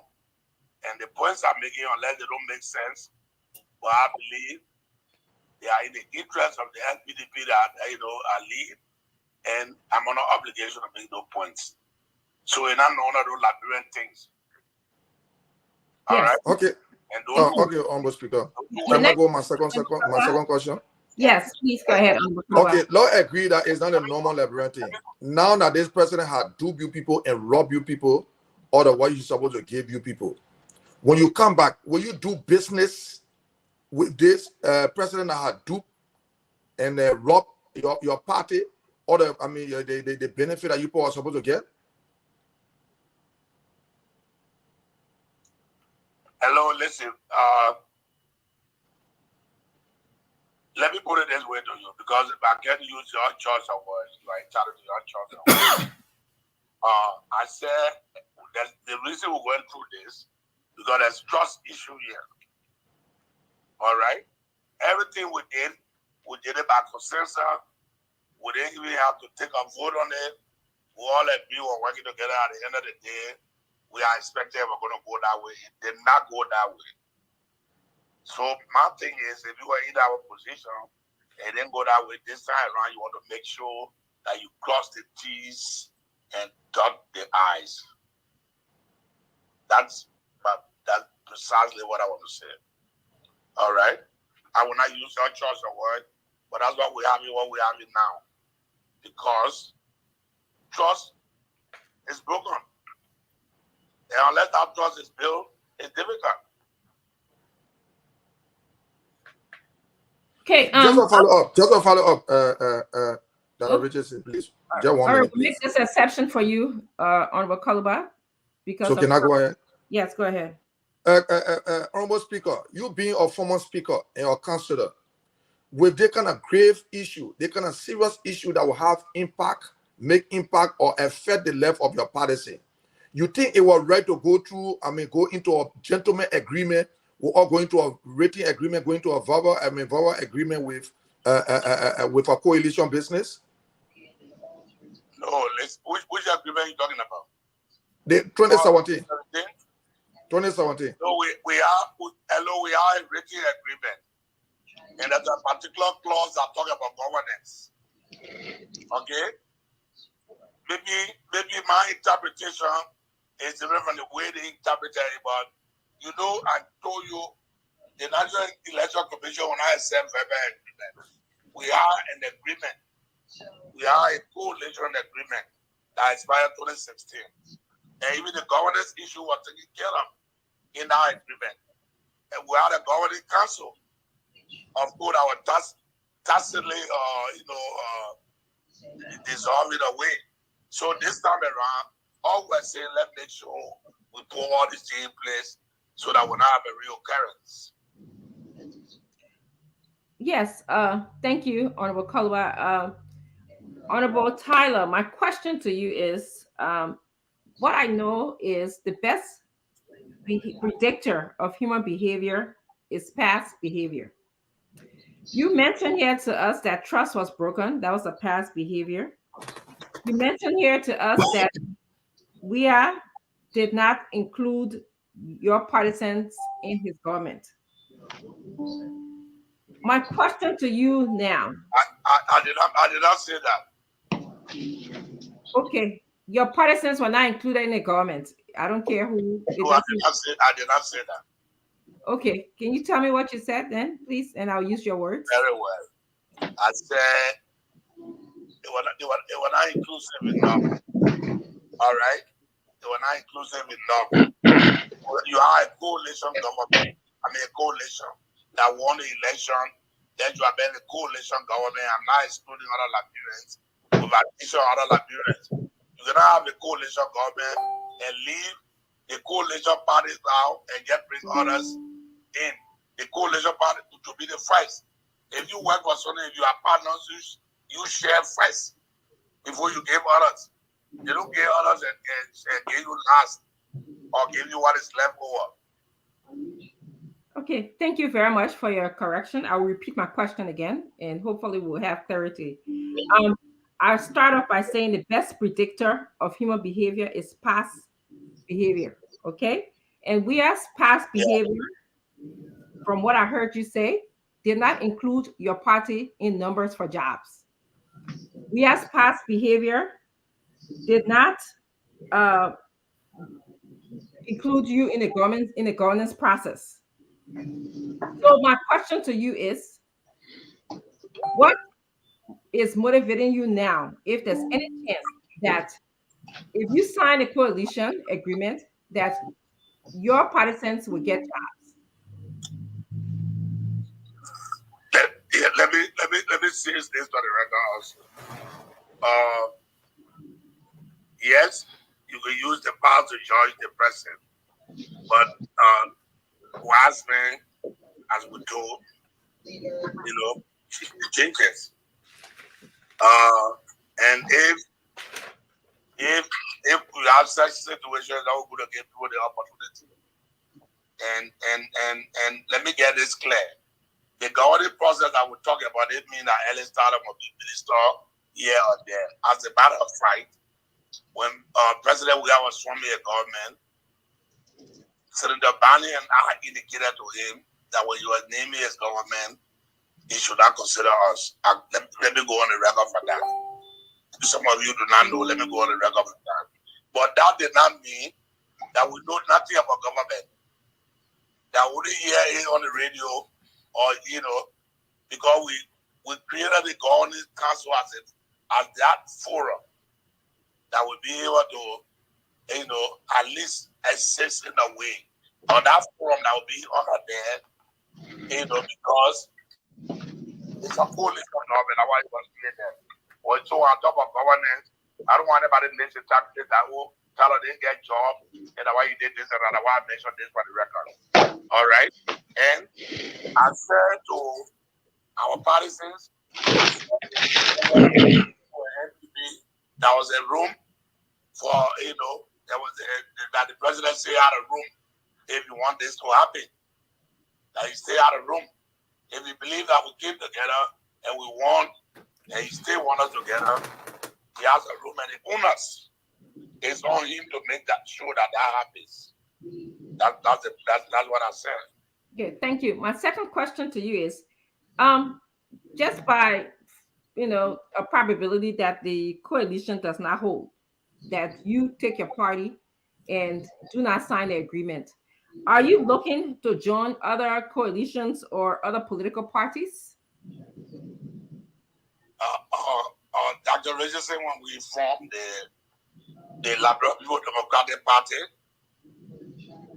we did not do so because we wanted to go and join anybody. We are an independent party. And when we made a decision in 2017, we made look at all of the situations and say, this is the side we want to go to. If that decision is made, assuming what you're saying happens, and we have to make that decision, the party will make the decision. Okay, thank you. Where you want to go. Okay, thank you very much. Mr. Yala, I'll give you the opportunity to ask your two questions, and then... Thank you, Dr. Richardson. Speaker Tyler, You know, when I hear you speak, you remind me of African leaders in general and Liberian leaders specifically, which is that they will say all the wonderful things, all the things people want to hear, the integrity, the whole, they will not do this and the other stuff or so, because it would betray their integrity. My question to you, Speaker Tyler, is that I'm sure you heard of the 66 or 60 something, agreement, bogus agreement that was signed during the Ellen Sirleaf administration. All right. I don't know you were speaker all throughout, but part of that. Can you tell us on this forum tonight, Speaker Tyler, which one of those 66 quote unquote bogus agreement that you are opposed to and why? So I think you're bringing something very new, but let me answer this because there have been misinformation, as to this particular issue. First of all, we did not rectify 66 bogus agreement. That's not true. And let me maybe for the benefit of the public, because people are there running with this thing, and that's a Liberian situation because our society is gullible. Anybody come with information, including those of us that claim to be intellectuals, we don't even research. Let me tell you that 2 ways agreements are passing like this. I mean, agreements are consummated like any agreement below $20 million doesn't go to the legislature for ratification. Only agreement above $20 million, and only an agreement above $20 million goes to the legislature for ratification. So when people make no comments, I wonder, because I went back, for every agreement we passed, we got copies. And I checked the agreements we had. I looked through the agreement. I see how they put the RAM and this number. It's basically out of ignorance because if they knew that the National Investment Commission under our law has the right to negotiate agreement below $20 million, even $19 million, $900,000 to negotiate that. We have to get to the legislature, and it's an agreement that will not be seen what it's saying. Now let's come to what you call bogus agreement. When Babaseli took over, all of us still Liberians in.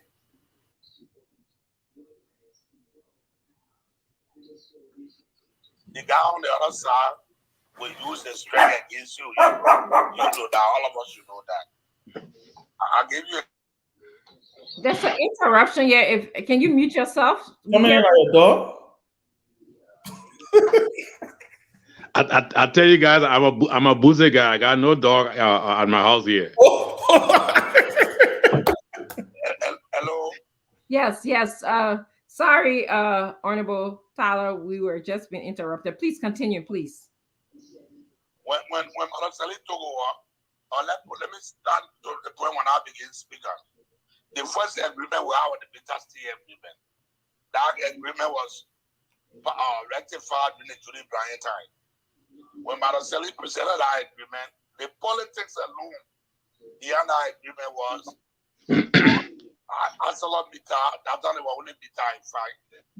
Dr. Richardson, if I may just interrupt, Speaker. Mr. Yala, please. Yes. Give our guest the opportunity to finish answering. The point of information is that I wanted him to. Mr. Yala, I wanted him to tell her which one of the all the. Mr. Yes. Yala, please. Yes. Please hold your comment until he finishes. And okay. Follow up with that. Thank you very much. Just write it down, please. Answer his question, Dr. Richardson. Yes. I can answer his question. If the question is which one of them were bogus agreement, none of the ones that passed through the legislature that I presided over were bogus because the two branches of government are supposed to look at those documents, those agreements, look at them, and the circumstances under which they were passed, you need to look. Don't just jump at the conclusion that the agreement was bogus agreement. I'll give you a typical example. And our hindsight now look and say this and that. The free port of Monrovia during the war was bombed, and the pier was actually going under. All right, when Babaseli took the decision that we needed to give that port to the APN terminal, we went from a weak position. And I want you to know that we came from war. And when I heard roses, that all the thing we did with that, we did not argue that we didn't want to do it. But because you were not sitting there, so you arrive at the conclusion, I want to believe I be making a research, and you term them boogers. And you know that they were all boogers agreement. And I can tell you, and I'm prepared to take everybody on a debate. Bring no agreement and let debate the agreement for agreement. And let me tell you the situation under which we pass them. ArcelorMittal, for instance, who could have said no to ArcelorMittal? Even Madam Sally was playing politics with that. They would provide 5,000 to 10,000 jobs and this and that. The university student went to the Capitol building with placards. And because we were operating from a position of weakness, and the other guy was negotiating from a position of strength. So to say they were bogus agreement, I'm there to differ. Thank you. Honorable Mr. Yala, I'm going to give you an opportunity to respond to the Honorable. Very well, and I appreciate that. You know, Speaker Tyler assumed that because I asked the question, so I'm one of those who is going around saying bogus agreement or bogus whatever concession or so. Mr. Tyler, I'm a staunch Ellen Johnson supporter, just for your information. So I would never say anything denigratory, you know, to her reputation or her record. I was simply asking you how you sounded so pristine and honorable or so. Which one of those bogus agreements, that was my second question, which one of those quote-unquote bogus agreements that you oppose and why? Simple question. Thank you. You say which one of the bogus agreement that I oppose? Yes, and why? Opposed, disagreed with. Who opposed? Right. But hello, if it were bogus, that's all would I pass it. If it were bogus agreement on my watch, I was going to raise the questions. And we'll tell the public why we didn't pass it. I'll give you one of the, if you may, I can take you back to the oil law. When it was presented to us, we received all kinds of calls. But when we brought one of our Ghanaian brothers who came to us that the law was bad for the country, we refused to pass it. Even though Madam Sally didn't like that. She didn't like that, but we refused to pass it. We said we're not passing it because we didn't know anything about oil and this and that and the rest of it. And when the expert came and told us that the law was bad for the country, even though the Senate passed it, the also representative of my wife refused to. We did not pass it. We said we're not passing Thank you. until we work on it, expect to work on it, and that's what we did. Okay. We're gonna do one more questions each for the former speaker, and then we're gonna allow him to make his final comments, his closing remarks, and then we'll have our reflection discussion on what we heard today. So I'm going to go back to you, Timothy George, to ask you one question. Honorable Tyler, Yeah. your critics are saying that the way you're sounding tonight is like you are still in tune to sign to work with the President Weah and the CDC for the coalition. You still, but it's like your visit out of the city was intentional, and to leave the city and let things happen behind you. By the end of the day, you guys will come together to sign this agreement, because like for instance, I know everybody have different way of pushing things. Like they are saying that in a case of Mr. Johnson, the MDR, they have been cleared that they are gone. They are done with the CDC. They have not missed the words. They have gone. But with you, the questions being asked, you've been very, very careful and measured in answering the question tonight, because it still seems that you are perhaps making more demands, and so forth. So in other words, I leave my guys then to deal with it, and I will leave and then come back wherever they agreed. Finally, we'll come to understanding. I mean, how can you try to explain to the people that you are upfront and you are straight about this and not playing any kind of a game with politicians and also the people that look up to you. Tamale, maybe you don't know me, and I can blame you for that, but that I don't play like that. That I play, I say it as it is. Not because I've been quiet, it means that I've been happy. Let me put it bluntly. I told you I'm not happy with the way I put. Even today, the treatment I had that they went through, the most of them could sign. Most of them were threatened, which is wrong.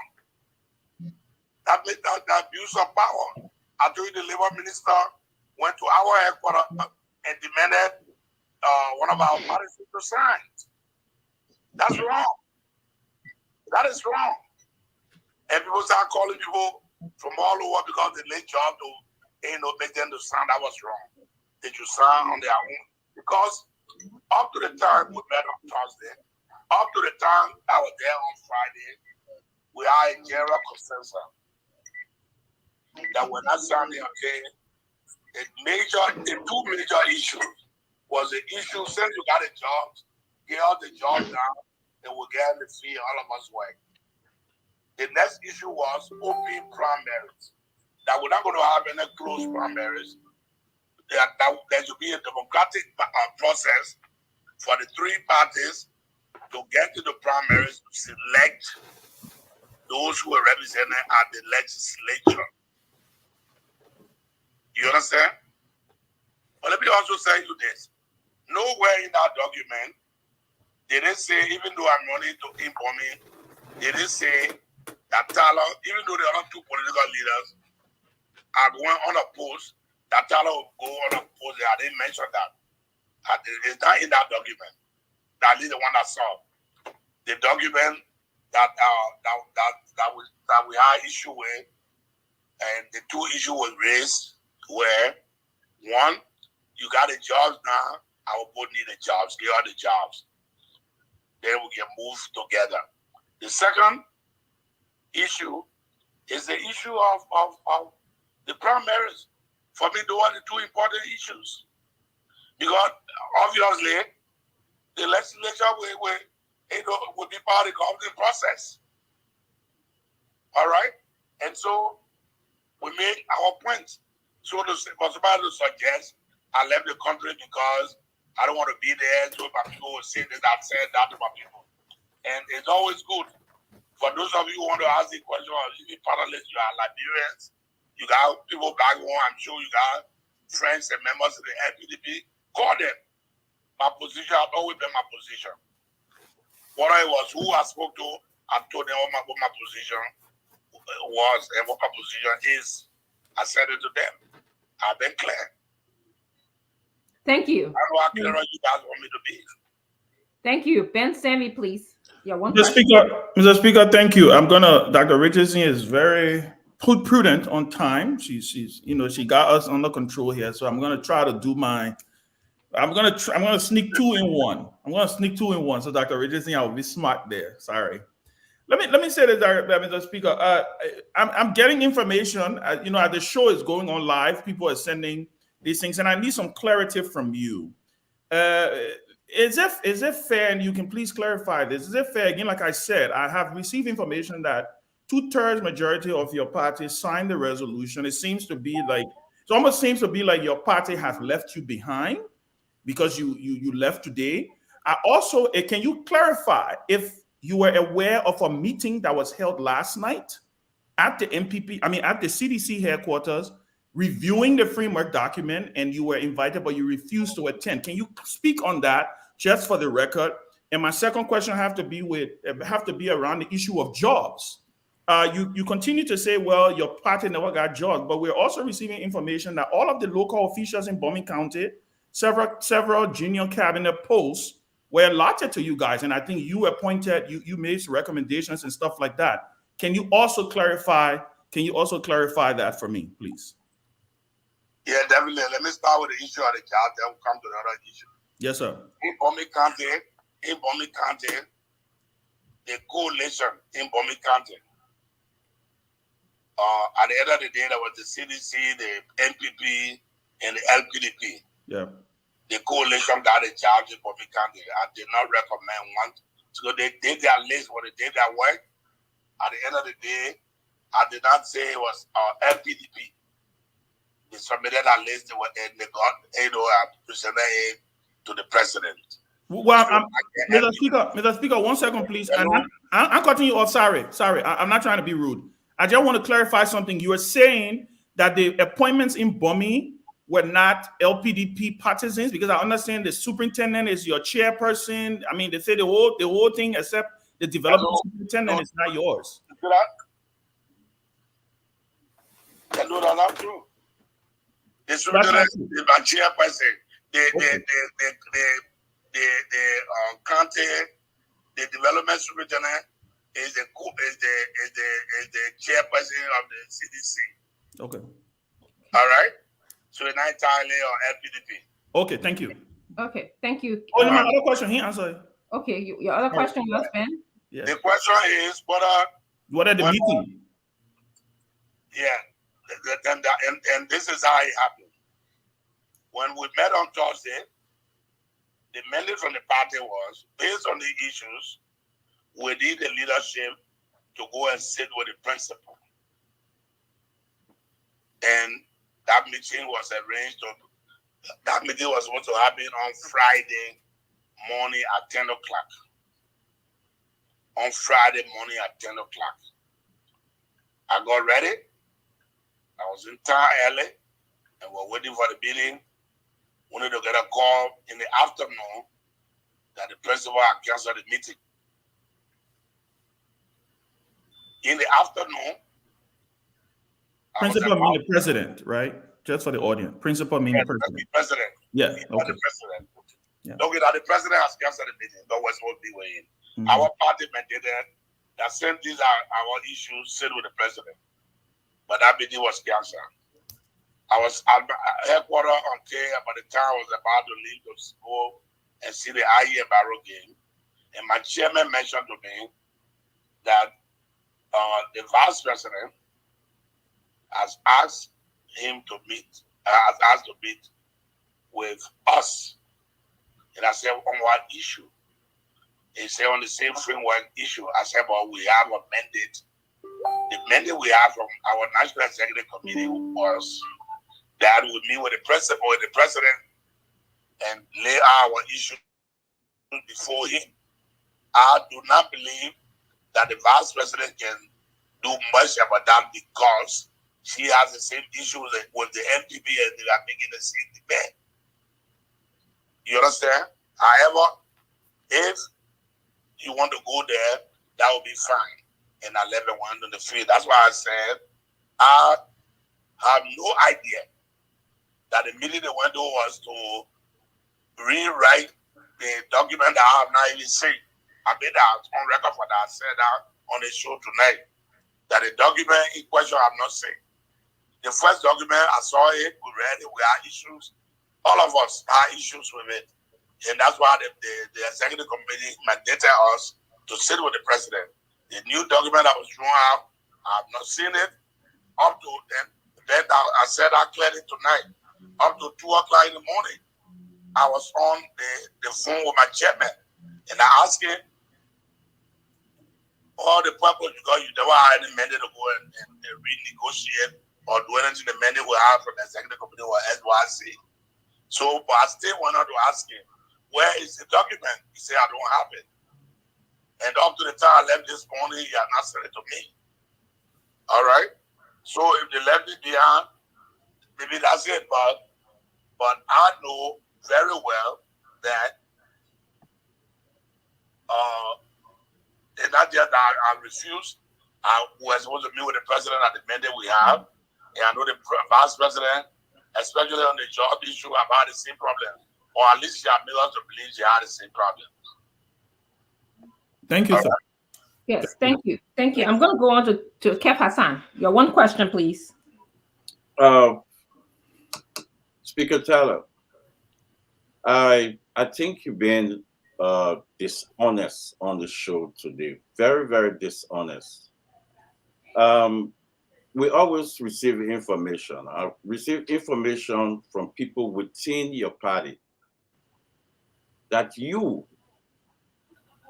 know, knowing that 2/3 of your party signed that document, that you know about it. You know what's in that document. All the information about that document, you know. And they're saying you gave it wrong information, that they were false. They're saying I should tell you that your information that you gave in, you are misleading the people. And everything you're saying here. And they also said to me, that you wanted the president to cancel the program. That you, Speaker Tyler, wanted the president to cancel the program. And they also said to me again that they tried for you to attend the meeting and you refuse. A lot of people call you and you refuse and you left the country. And they also said, you're talking about jobs. Your brother is the Deputy Minister for Transport, Salif Tyler. Your brother is the Deputy Information. And then you said, if 2/3 sign, you will be obliged. And you, on this program, you said you never said it. And we do have the tape.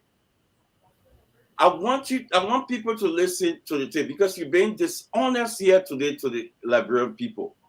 I want the people to, James, can you play this tape? What is Speaker Tyler saying that he will be obliged? Can you play that tape? Kev, you made your point. No, but that's yes. So, Dr. Reason? Yes. Dr. Reason, he Dr. made this information. Lot of misleading. He said they were false. So your question, Kev, is my question is in that tape that he said, if 2/3, he will be obliged. Okay. So let him answer that because a lot of misleading. So that was everything the speaker saying, and he know what's in that and signed document. They say he know everything everything about that document, and he refused, and he left the country. Okay. So let's play this tape and see what he said, so the people will understand that he gave him misleading information, even right on the show. He denied. So let's play it. Okay. James. Made the point. And so it's only important, and you and be on record. I'm Democratic. Our party is a Democratic party. If majority of the parties took a decision, I'm obliged. The majority of the parties took a decision. And just as they have their democratic rights, okay. So yes. So listen now. Let me finish, Dr. Richardson. Listen. He said it. If the majority took the decision, he's obliged. He's obliged. When I posed the question to him, he denied he never said that. How can we believe this man? Why his own party people telling me that he know everything about this document? Who signed? They're telling me. So I want him to answer why he denied. Okay. That he said that is the tip. Kev, we have a guest. The former speaker is our guest. We heard the tape. Can we just allow him to speak? Yeah, that's my question. Yes, thank you. And let's continue to we're doing great, guys. Let's continue to just be respectful to our guests, to each other. Dr. Wilson, the speaker misleading the people. Well, Kev, we heard dishonest. Kev. Let me answer that, Kev.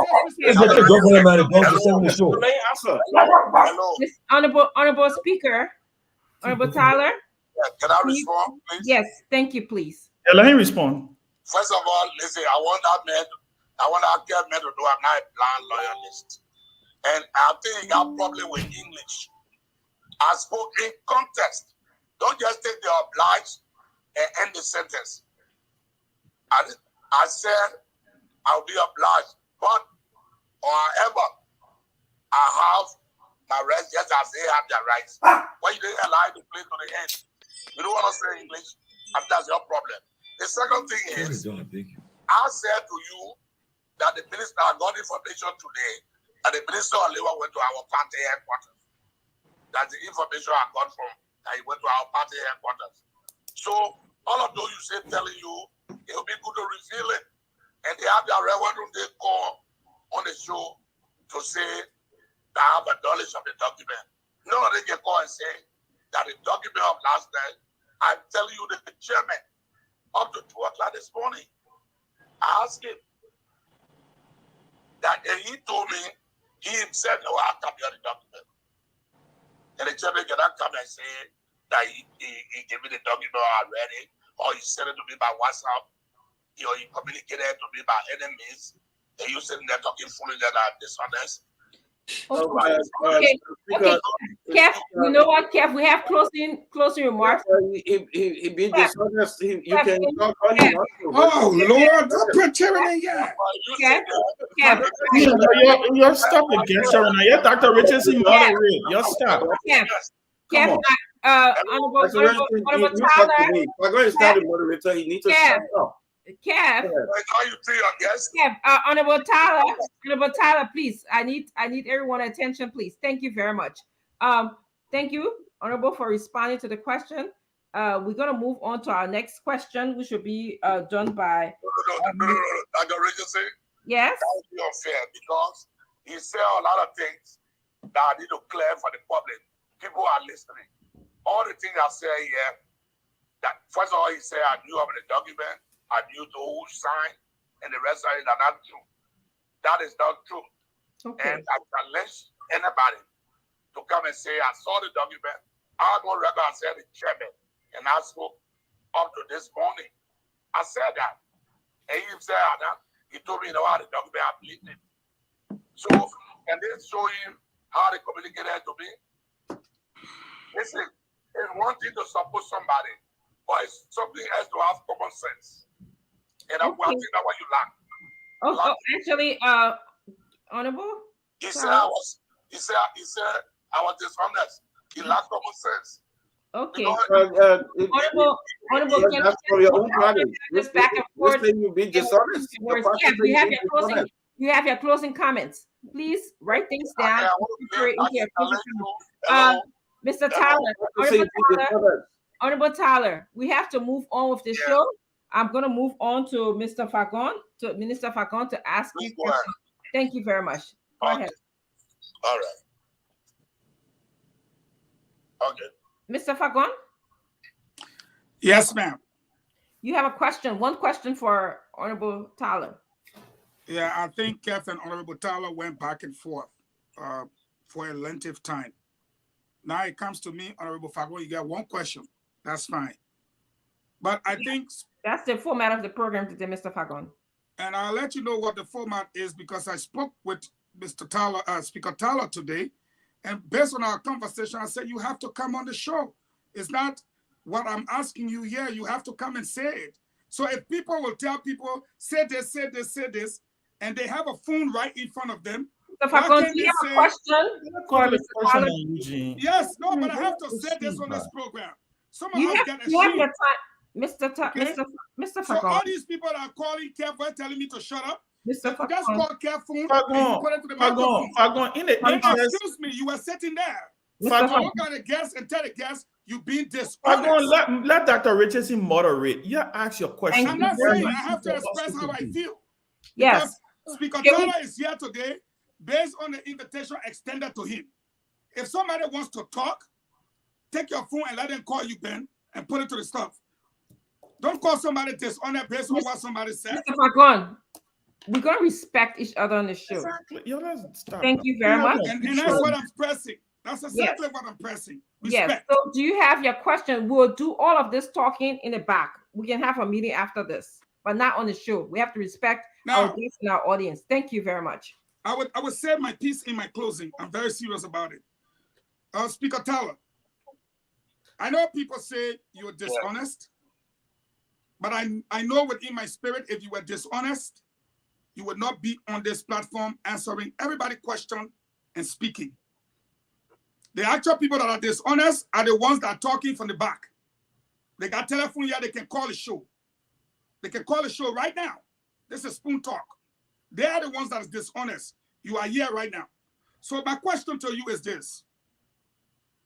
You have endured abuse. I am a witness. I have the tip of the vice president too, making her point that she was not being treated fairly. She cried. That we know. Barney have said it. You guys have been treated so bad by the coalition. It is not a secret.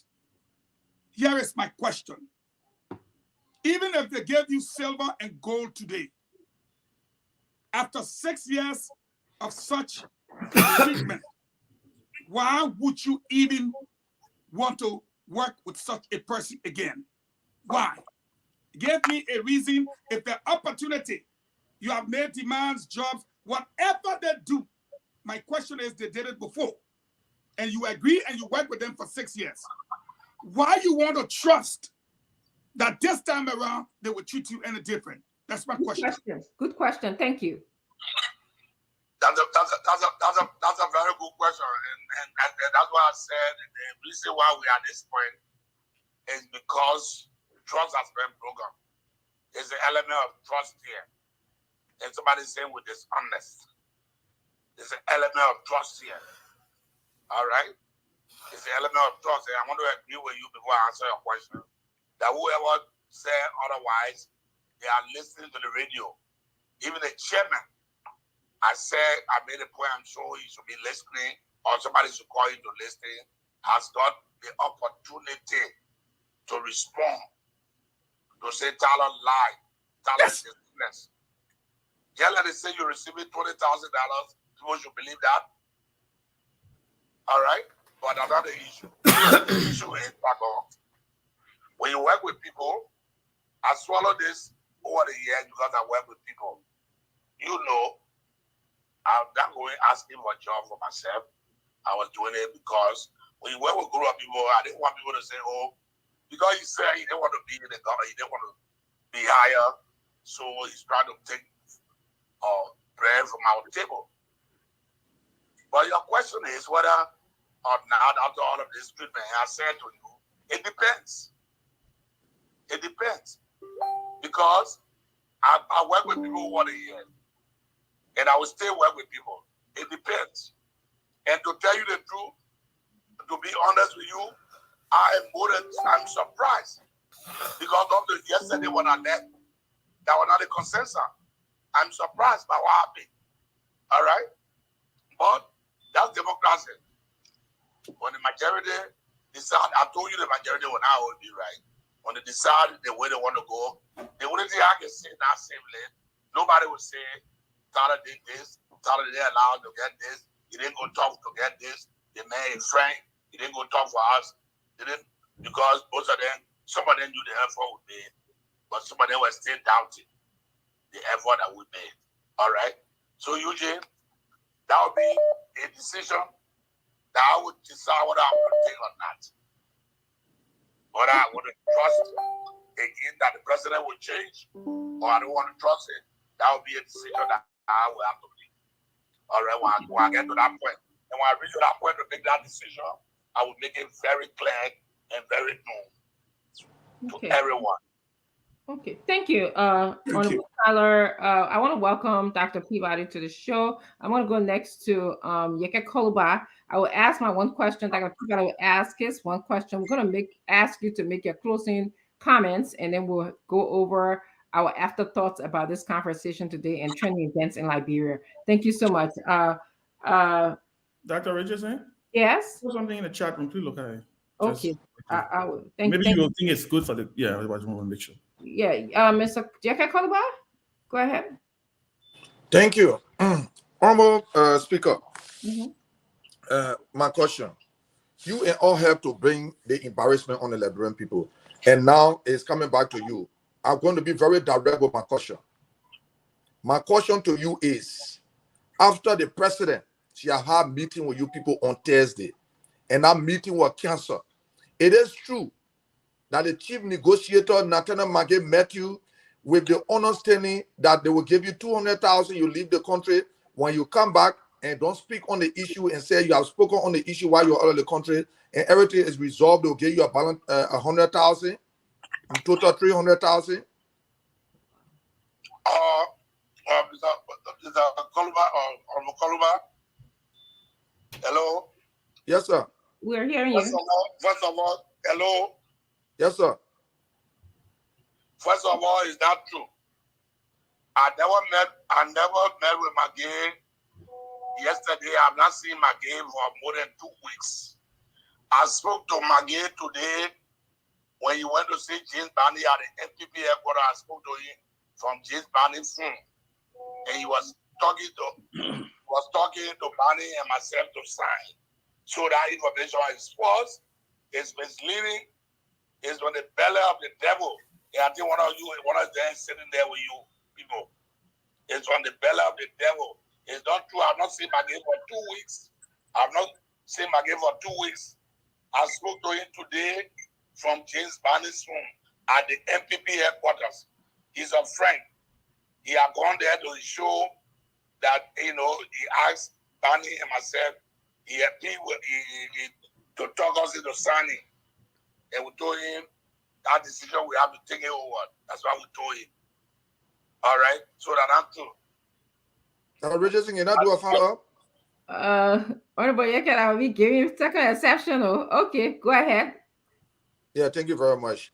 Because what I'm saying here is that I'm aware that the same thing go to Barney. Barney is not going to speak on the issue. It's going to be the same way like you are going to do from my information I'm getting from your inside. From your inside. That Magee is the chief negotiator and he's negotiating with you people, so you can't come back to say anything. And James Barney is not going to say anything otherwise like you are going to do. Hello, that would be fair. I'm not in Monrovia, but I heard Uncle Barney spoke today. He spoke today. But listen, everybody, you need a rocket scientist to tell you what is happening.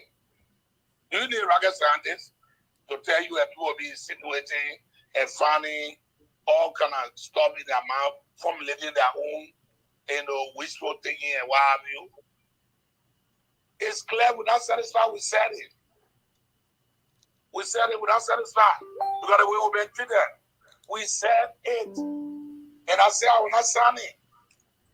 I did say that. And I told my people don't sign. If they went ahead and sign, well, I'm not there. All right? I'm not there. Like, even while Georgie revealed tonight that some of the signatures were obtained, those are not signatures that were obtained to say 2 text messages. I don't know whether that is true. But you are from the legislature. You don't make decisions through text message. You don't make decisions through text message. Dr. Richardson, one of my questions you did not answer. Can I just put it in, please? Yes, just 1 second. Let me ask my one question, go to Dr. Peabody, and then you have the final question, Kev, and then the senator, the speaker will make his closing remark. My question to you, Honorable Tyler, and some critics are saying that your refusal to sign the agreement is based on the fact that President Weah is supporting Morris Sitima against you in bombing.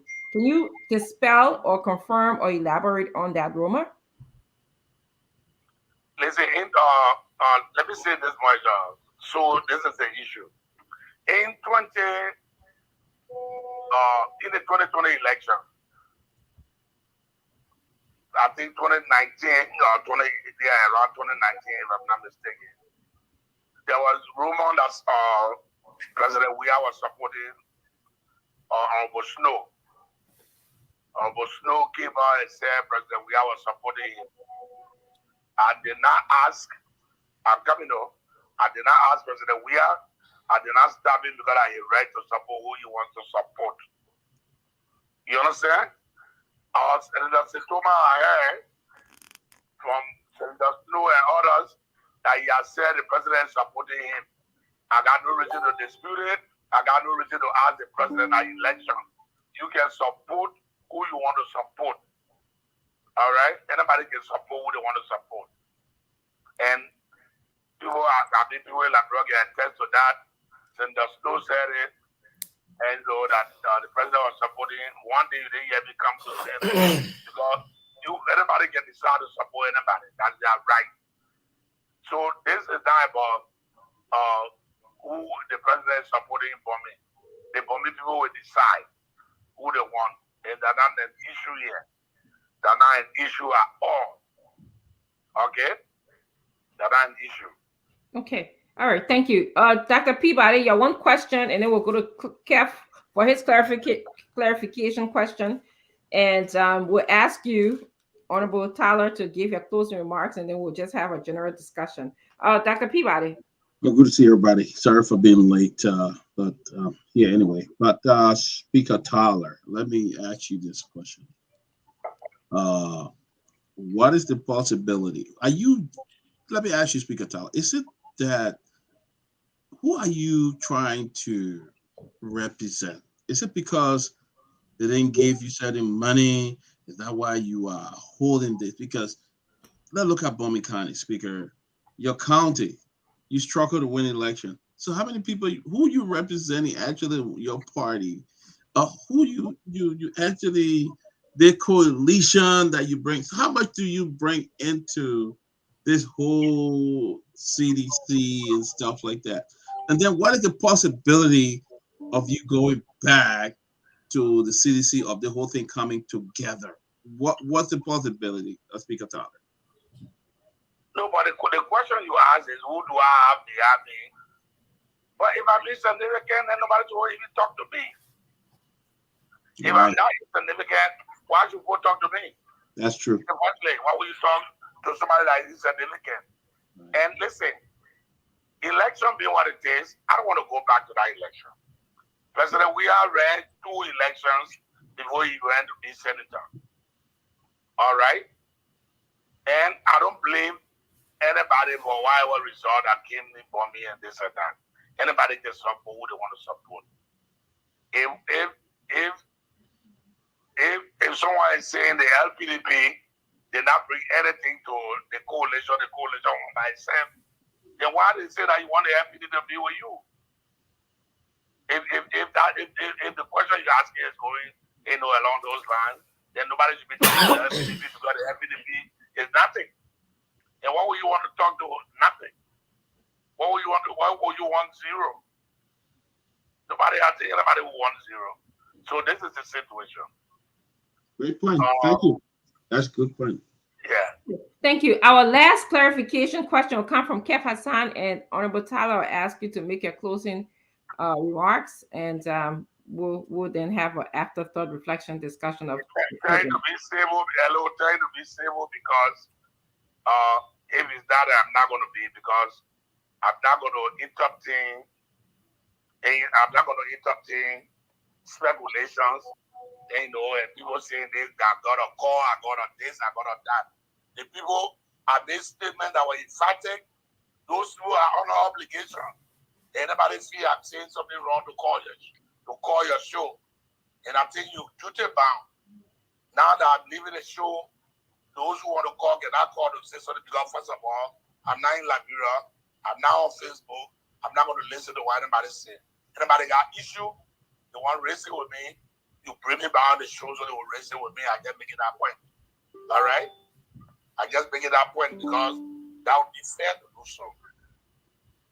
Okay. It's going to be, how do you call it, insultive. Then I will have to respond. Okay. At the Kev Hassan. Yeah, Speaker Tyler, let me ask you this question, because you talk about jobs. The Deputy Minister for Transport, Salif Tyler, who is he to you? My brother. He's your biological brother, right? I didn't say sister, I said my brother. Okay. Thank you for answering that. The Deputy Transport Minister is your biological brother. All right. Then Thank you. Dr. Richard say another post again that Well, I think, yeah, we're going to get to that. We're going to Okay. get to that. Yes. So let's allow our guest to make his final closing thoughts, and then we can. Hello, Dr. Richardson. Yes. Hello. If the post is about me, there will be a fair for me to lead a show, and you say people set up. Okay. I think it's fair. That's a good point. So I'm going to ask James to put the post up, and then you can respond to it. You can include that in your closing comments. That'd be a good point. I didn't think that. Thank you for bringing that up. James, can you please put that post up? I guess you're going to read it to me. Yeah, I'll read it to you. We just give us a few seconds. Let's get our logistic and technical stuff together. James, could you please put the post up that was made on Facebook? Is he doing it? I'm trying. Okay, he's I'm trying. trying my best. Do you is it you have a queue though? I'm trying to upload it, but I don't know. They keep. Dr. Richardson, do you want me to just go over it? Or? Yeah, please. Could you please go ahead? Okay. Chairman Ben? So, Mr. Speaker, it's a post from your national chairman, right? Because in your earlier statement, you said that you and stand to be corrected. You kind of hinted that possibly he was there as an official in the government. But on Facebook, 2 hours ago, he posted that today, as national chairman of the Liberia People's Democratic Party, one of the three constituent political parties that make up the Coalition for Democratic Change, we officially presented His Excellency Dr. George Weah with a document reaffirming our confidence in him and the CDC in an effort to have him lead our tripartite arrangement as standard bearer. We are determined and resoundingly unified to guarantee the president and the governing CDC a second term. The point we're trying to make here is, again, this is Honorable Colley, your national chair, making this statement in his capacity as national chairman, not as official of the government. What do you have to say about that? Because this was posted 2 hours ago. What I have to say about that is simple. Now, as far as I know, the resolution or whatever was signed as a document cannot be an article of the coalition. The coalition document expired, when technically you know that it expires in 2016. The National Election Commission informed us that the document has expired. So as far as they know, there's no coalition for democratic change. That's why they were telling us in effect. All right? Unless somebody is saying today there was an article of my coalition signed, and I know like in the past, they want to set precedent. We'll talk about precedent. The coalition or the what you call it, the article of coalition would be normally signed by the chairman, the secretary general of the constituent party, the chairman, and the political leader. Okay. All right. Yeah. So technically, there is no coalition. That's the point I'm making. Yeah. So if you say they presented as coalition, I think that is unfair. They cannot do that as a coalition. Okay. They cannot, because there's no coalition technically. Okay. And intend to have an agreement is an agreement. Okay. So Jed, lastly, so so that was good clarity. Thank you, Dr. Richardson, for that. And so you're saying the last time you spoke to your chairman was what, 2 o'clock in the morning? So what has happened between the last time you spoke to him up to now? You are not aware. And if you get back to Liberia and you find out that your majority of your National Executive Committee has decided to go this way, you will be obliged to follow? Is that what you're saying? When I get, I'll be that determination when I'm in Moro. Okay. Because, thank you. That's fair. Technically, listen, we are human beings. You are politicians, man. We are. Yeah. When we when even the statement coming up today, you did a chairman must say, and I'm speaking up to this afternoon. He spoke. You understand? And went back and forth on. But you say you spoke to him at 2:00. You spoke to him in this afternoon. You said? Yeah, that's but on a different issue. And he didn't tell you he was going to the program? No, he told me he was going to the program. And he told you what he was going to do there, though? No, he didn't tell me you were going to present a document. Okay. Okay. On behalf of the coalition. He did not. Okay. He did not. He did not tell me you were going to present a document on behalf of the coalition. All right. All right.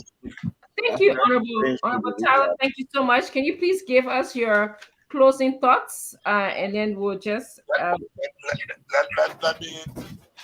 me express my appreciation for the invitation I sent me to be on the show this evening and to give you my thoughts and explain some of the things that I'm thinking. I want to thank all of the panelists. One thing we should realize that we are all Liberians, and Liberians what we have to protect. You can choose to support whatever side you want to support. Just try to be at least a little bit fair a bit. Okay? And so this platform that is getting so much momentum cannot be used to denigrate.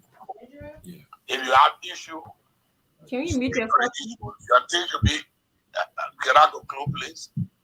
The discussion should be issue based. It should be issue based. Because what people talk about people in Liberia and say about people, they will follow it. A whole lot of people will not be around. All right? And this issue that we are discussing is about the future of our country. And so we'll not stop discussing the way we feel. And if I have to make it clarity and again, I will make it. I will make it who I am. I will make it. And so nobody should concoct anything to say this and that was scared Tyler away. I'm not going to be. I don't believe in just talking. When I talk, I want it to be issue based. That's why I choose when to speak. Nobody, the press don't force me to speak. They can say what they want to say once I'm not doing it. I choose when I want to speak. So I hope that we'll all respect that boundary, and so that the next time when you call people, they will be willing to come. They will not come knowing that people want to be questioned. Okay, people want to be questioned because they are supporting a particular side. The side you claim you supported, I mean you supporting now. We brought our side up to where it is today through our minute effort. That's the point I want to make. I want all of them to keep that in the back of our minds, politics, but we are Liberian first. When you going back home? Yeah. Thank you. When you going back home, Chief? I might be back home over the weekend. Oh, okay. All right. Safe travels. Yes, I want to tell you thank you very much for coming here, taking time out of your schedule to inform the Liberian people about the unfolding events that are happening in your party and your relationship with the Congress for Democratic Change. We strive to be very respectful to our guests, and we hope that you return again. Thank you very much. Can I say this before I leave, please? Sure. Listen, I want to get this clear. And Ben and everybody's supposed to know. The chairman of our party is my very good friend, very close friend. Everybody knows that. Mm-hmm. But I'm a person who believes in and who accepts anything with disagree. We'll make friends. The chairman myself talk a lot of issues every day. He's my personal friend. All right. But when it comes to the party, we go by the rules and regulations and the norms of the party. I want everybody to get that clear. And you understand? Because you might, even in the morning, the chairman might call me, or I might call you in the morning to discuss something. It doesn't necessarily have to be the party. All right? And how we operate, and what I believe it should be an intellectual, it should be issue-based, and what have you. We can have disagreement, or we take it, figure out our business and move on. Okay, that's why I called today and made sure everything I said was plain. Anybody who had issues, they were listening, they should call. If they got issues, they want me to be on the show tomorrow, I will be. They want me to be on the show on Monday, I will be. They want me to be on the show for the rest of the week, I will be, to clarify. So that people will know the thing I say, I didn't get to them in my head. That's the last thing I wanted to say. Thank you. Thank you. Thank you for making yourself available to us. We appreciate it. And on that note, we'll just ask James, could you please excuse our guest, and then we'll have our discussion among us. Got him, right? Oh, Tomlin, yes. Okay, sorry. I thought it was James. Chairman Ben, I have to take a call quickly. Can you just carry on? Sure. I don't know if I can fill your shoes, but I'll try to double my socks. But guys, let's again, fascinating conversation, very interesting. There's a lot of moving parts here, so we can go around the horn. You know, the thing about being in the host chair, you don't get to give your opinions first. So I want to go to Tomlin George, if you're ready, or to Minister Fagon. If Tomlin, you're ready, then Minister Fagon will come back up. What are your? Just give us your thoughts on the summary of what you heard. Where you think this is going? Look, Ben, for some of us who've been involved in our Liberian politics, I can tell you that from what I just learned, what we just listened to tonight, the LPDP, they are still interested in coalition with the CDC. They are still on board. I think what I've observed tonight is that there are certain sticky points remaining that they want to see happen before they finally come on board. Mm-hmm. As compared, like you saw President Johnson and MDR declare, they made it clear that look, we're gone, we're done. We're not going to do business with the CDC. And I think too, the CDC have already walked away. They said they're gone. They said we can go. But now with this issue, the LPDP, they are still interested in doing business with CDC, and they are on board. Now, right now, it's just like certain things will not be said in the public by Tyler and so forth. But in other words, like I will play hardball. It's what they call play hardball right now. But they're at a point where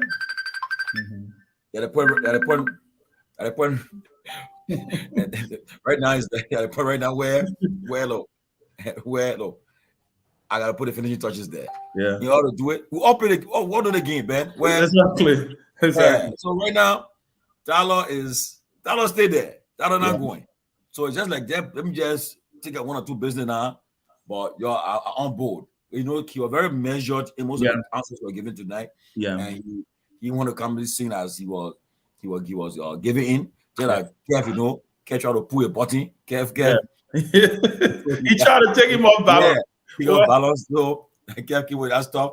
But Kev right now, you guys need a guidance. You need a guidance, I know, right? Don't gotta embarrass the man publicly. So you won't push the man. No, you need a man stay. You see PR already go.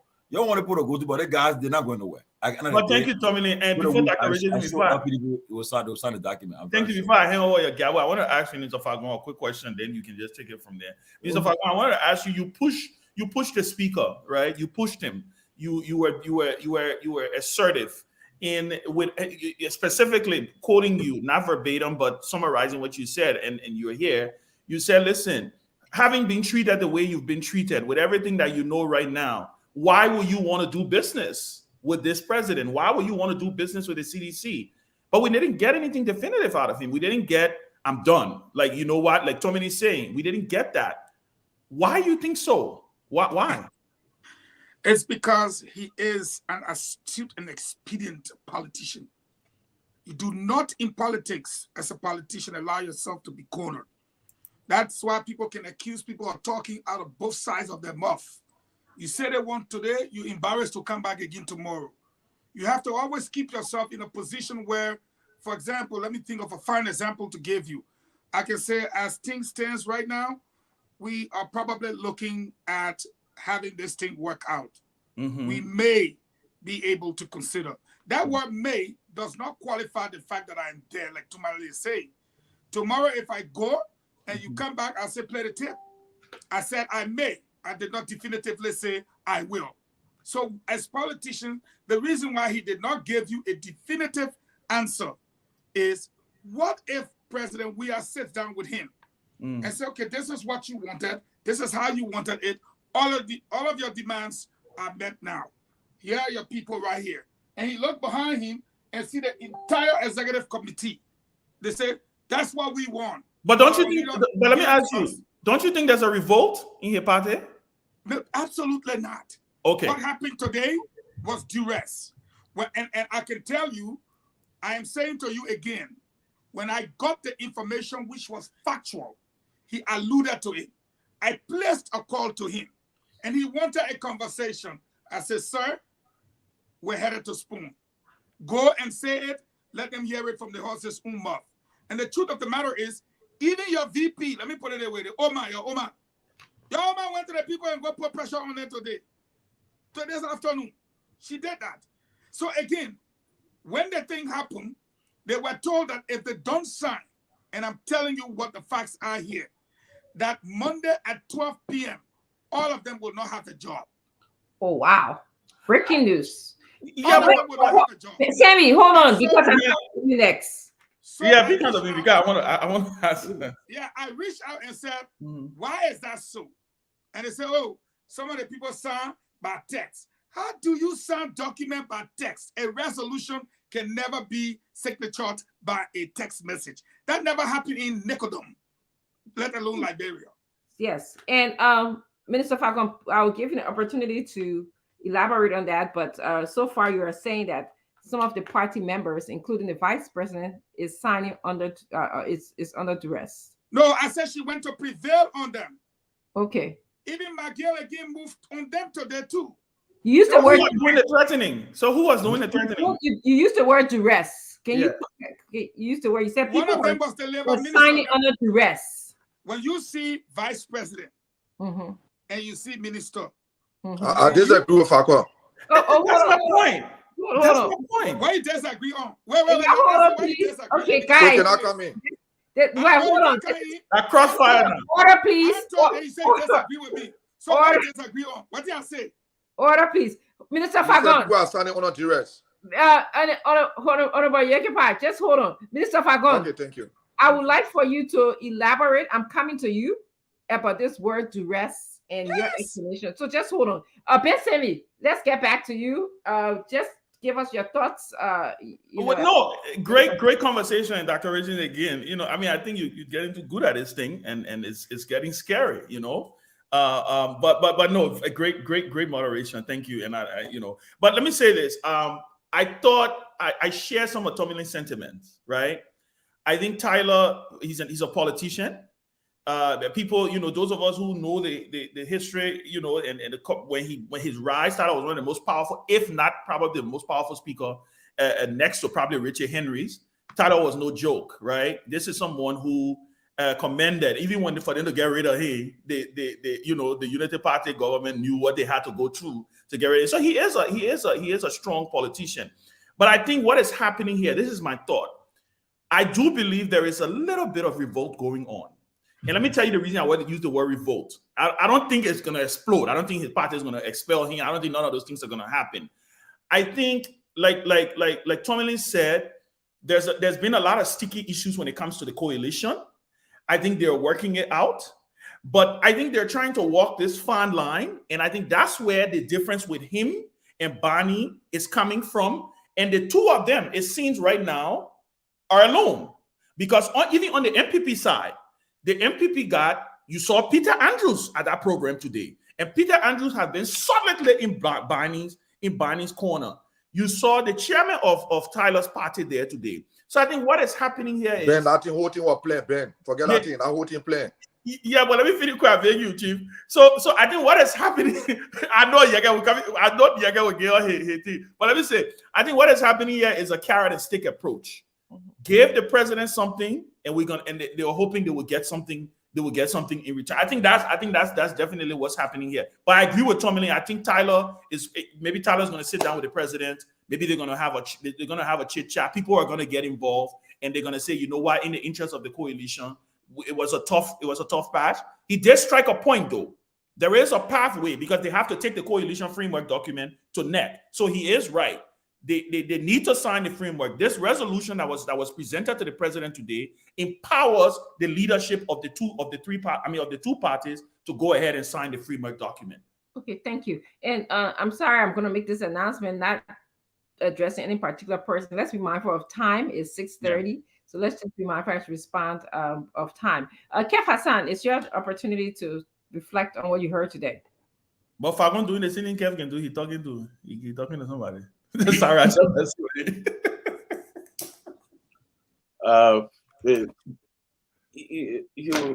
You actually say that people, sometimes wishful thinking, walking behind the scene, calling folks to destroy the CDC, doing hard work, picking up phone, calling.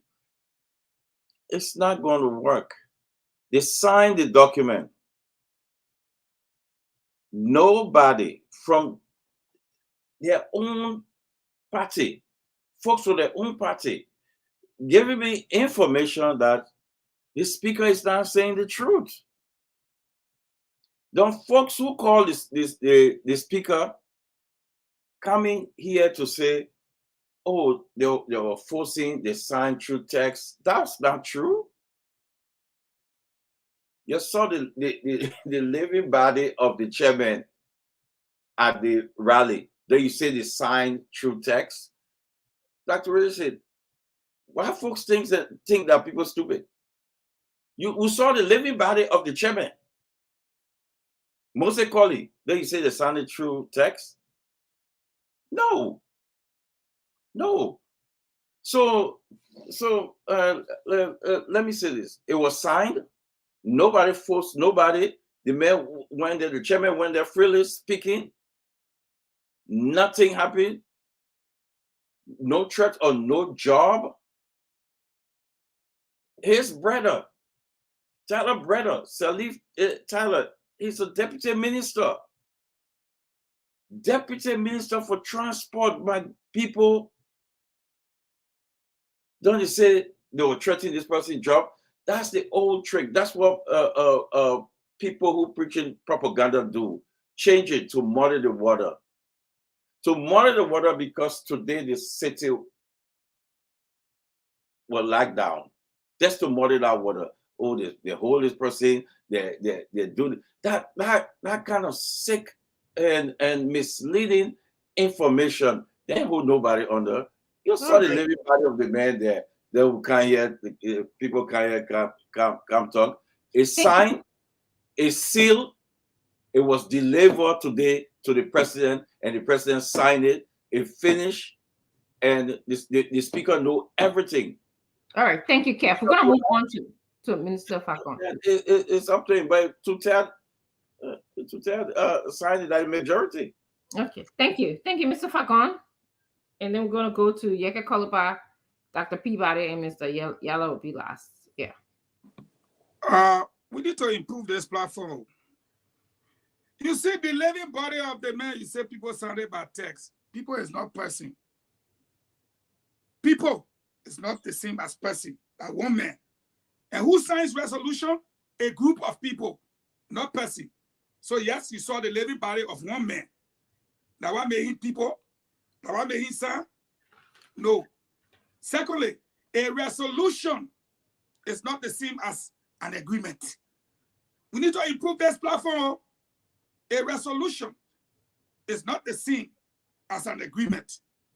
And there is a process leading up to the acceptance of NEC by NEC of a coalition document. Having said that, Dr. Francine, you say, what do you mean by duress? The definition is very clear, Dr. Francine. Threats, violence, constraints, or other actions brought to bear on someone to do something against their will. If these people were willing to do this thing, why they never did it since November? Question. And if they wanted to do it, why did they not do it until this morning, the chairman left. Baku, the next question I asked that balancing public for Mama, why they never did it? That means they did it on a duress. What makes a duress? When the vice president shows up, you're making somebody do something against their will. They should be coming to you. When the minister of labor shows up, you're making somebody do something against their will. They should be coming to you. When Nathaniel McGill shows up, it means you're making people do things against their will. Whether through coercion, whether it be monetary value, I don't care. It's duress. Last but not the least, I said this to you. That thing Tomalin and my brother Ben talking, trying to massage, oh, they're dead, they're not dead. If they were not there, I was saying, why are they dead now? What make you think they want to be there now?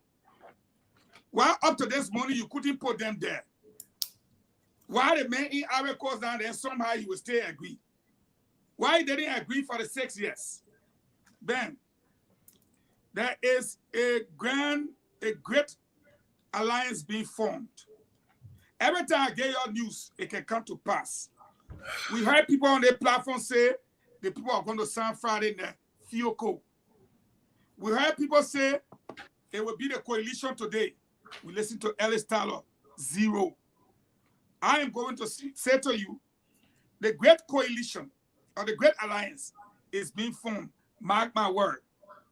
MDR, NPP, LPDP, Liberty Party, ALP, Unity Party have had a handshake agreement.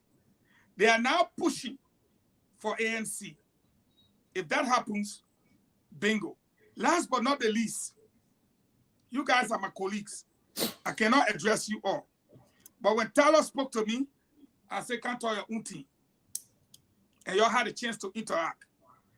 This idea of the gossip, where people will pick up the phone, tell them, so. Mr. Facon, I beg you. Can we closing now? But don't throw the panelists. We already agree on that one. You heard me, Ben. You're not coming to force it. I said I'm not talking to y'all. But you know what you're doing. And don't do that. I'm not talking to any of my panelists. Okay, because of time. Because of time. I will say again. We'll have a meeting. Say again. Like I did today. If you have an important information, such as don't listen to that man.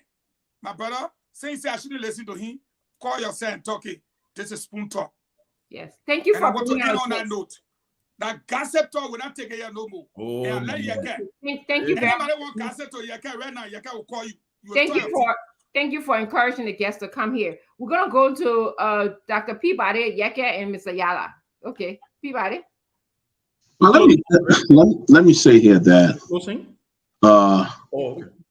let me say here that it is clear that some agreement that was signed with the CDC last year did not work out, and most of the parties that going to this convention today should have been collaboration and everybody speaking in one voice. It is clear that some things were not put in place, and I think this have created some kind of problem, for the opposition, but I think they should have they should work it out. From Speaker Tyler's voice here tonight, it shows that there's still an opportunity for him to go back and renegotiate, but they are concerned in terms of trust and all of that. I believe they should go back, negotiate, and do what they're supposed to do. But the issue of trust, when it comes up, it makes it very difficult for other parties, that really live up to dates and then up to date, and the expectation are not good, but it shows because you have a guy like Jeremiah Cone.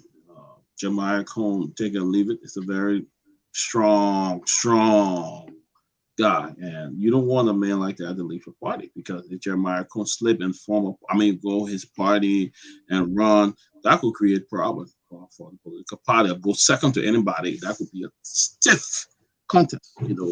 We know Mr. Cohn, Senator Cohn was here, he spoke, and we saw how knowledgeable he was of Liberian situation. Very strong man. But the thing is, without a coalition, you struggle to win an election, and even with the different political party being separated, being divided today, it's a lot of struggles, a lot of things going on.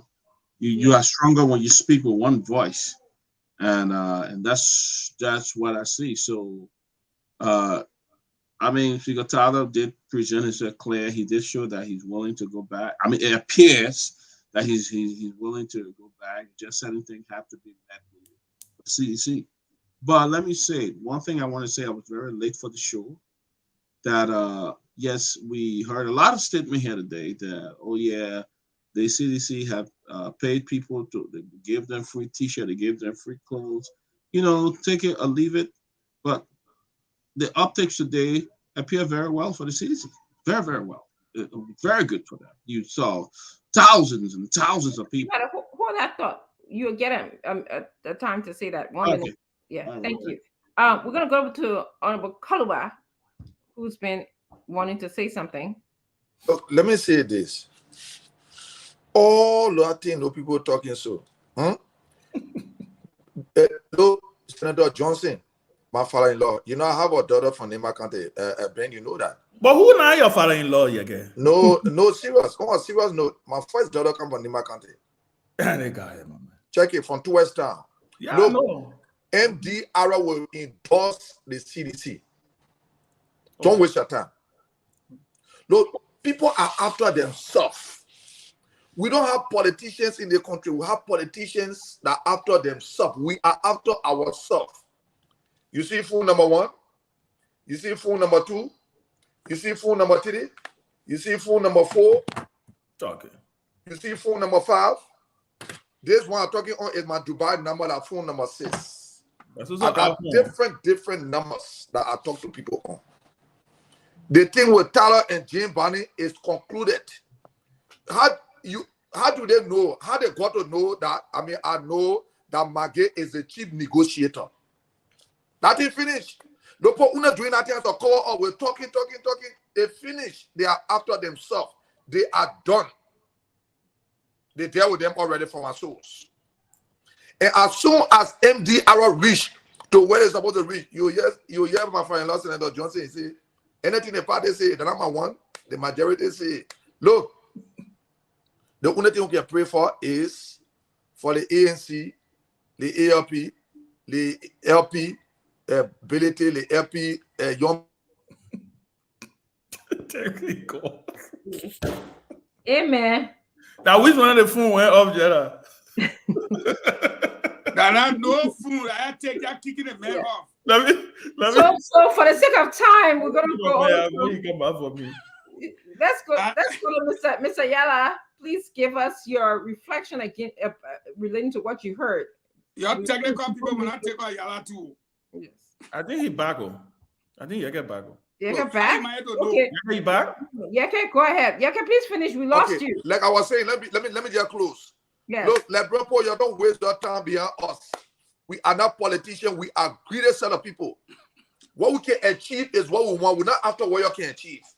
The only thing that I show off, if those 5 political parties, Yomlikanga Lewate Party, Musa Belete Lewate Party, ALP, ANC, Unity Party, if those 3 parties come together, I'm sure of them. But the other people, forget it. The deal will soon be done. Don't waste your time. Any information I want to get it. How I got to know that Maggie is the chief negotiator? I know it.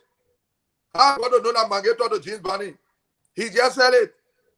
Speaker Tyler said it, that he talked to Maggie on James Barney phone. You think I'm crazy or the LeBron Paul crazy? They feel close to people up, man. Don't put your talking because they want to talk, and not in the country, and all of the country. Now, scared. Thank you, Honorable Kaluba. Mr. Dempster Yala.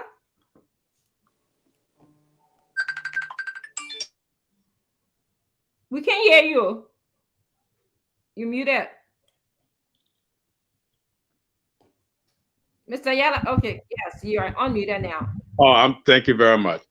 Thank you very much, Dr. Richardson, and the rest of us on the panel tonight. I just want to say, given what I heard of Speaker Tyler tonight, as I said in one of my remarks on the program, when you listen and hear what any of these guys have to say, personally, individually, one-on-one, they sound so convincing. They sound so, exonerative. But when they meet in group, in caucus, whatever the reason, I guess, principles go out of the window, and they go with the flow, and they do whatever they want to do. We, for instance, tonight we heard I'm sure, in fact, that what the brother named, the former minister, deputy minister, Yak Fagon, brought him on because he was so convinced what they said in the background. So he wanted him to come on and relay those things to us and the general public. And we heard what he said. Whether it's convincing or not, he left with the public out there.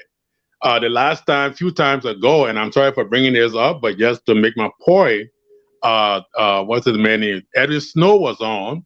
We heard all that he said about the Western cluster, and so many others have come on this platform here and have tried to justify their position, their action, including Sam Jackson, including everybody. But as I said, when the tire hits the road, totally different ball game. Very, very unfortunate, especially when it doesn't go down well for the benefit of all of us. So I heard what Speaker Tyler said, but again, there are a whole lot of in-betweenness that we hope, again, I'm not praying that whatever they intend to achieve as a political party, maybe it's for the good of the country. I hope it goes through. If not, I hope it falls through. But people have to be principled all the time, anywhere, regardless of place, time, and person. We have to be principled all the time, anywhere, with anybody, and that will go far, far ahead. Is this the closing remark or no? Yeah, for you, it's the closing remarks. So you can just tell us your closing thoughts. Okay, all right. Thank you very much. I'm glad for that clarification. So I want to thank all of you, that accommodated me tonight, that hosted me tonight on this platform. This platform, like many of us started doing way back, and it continues today.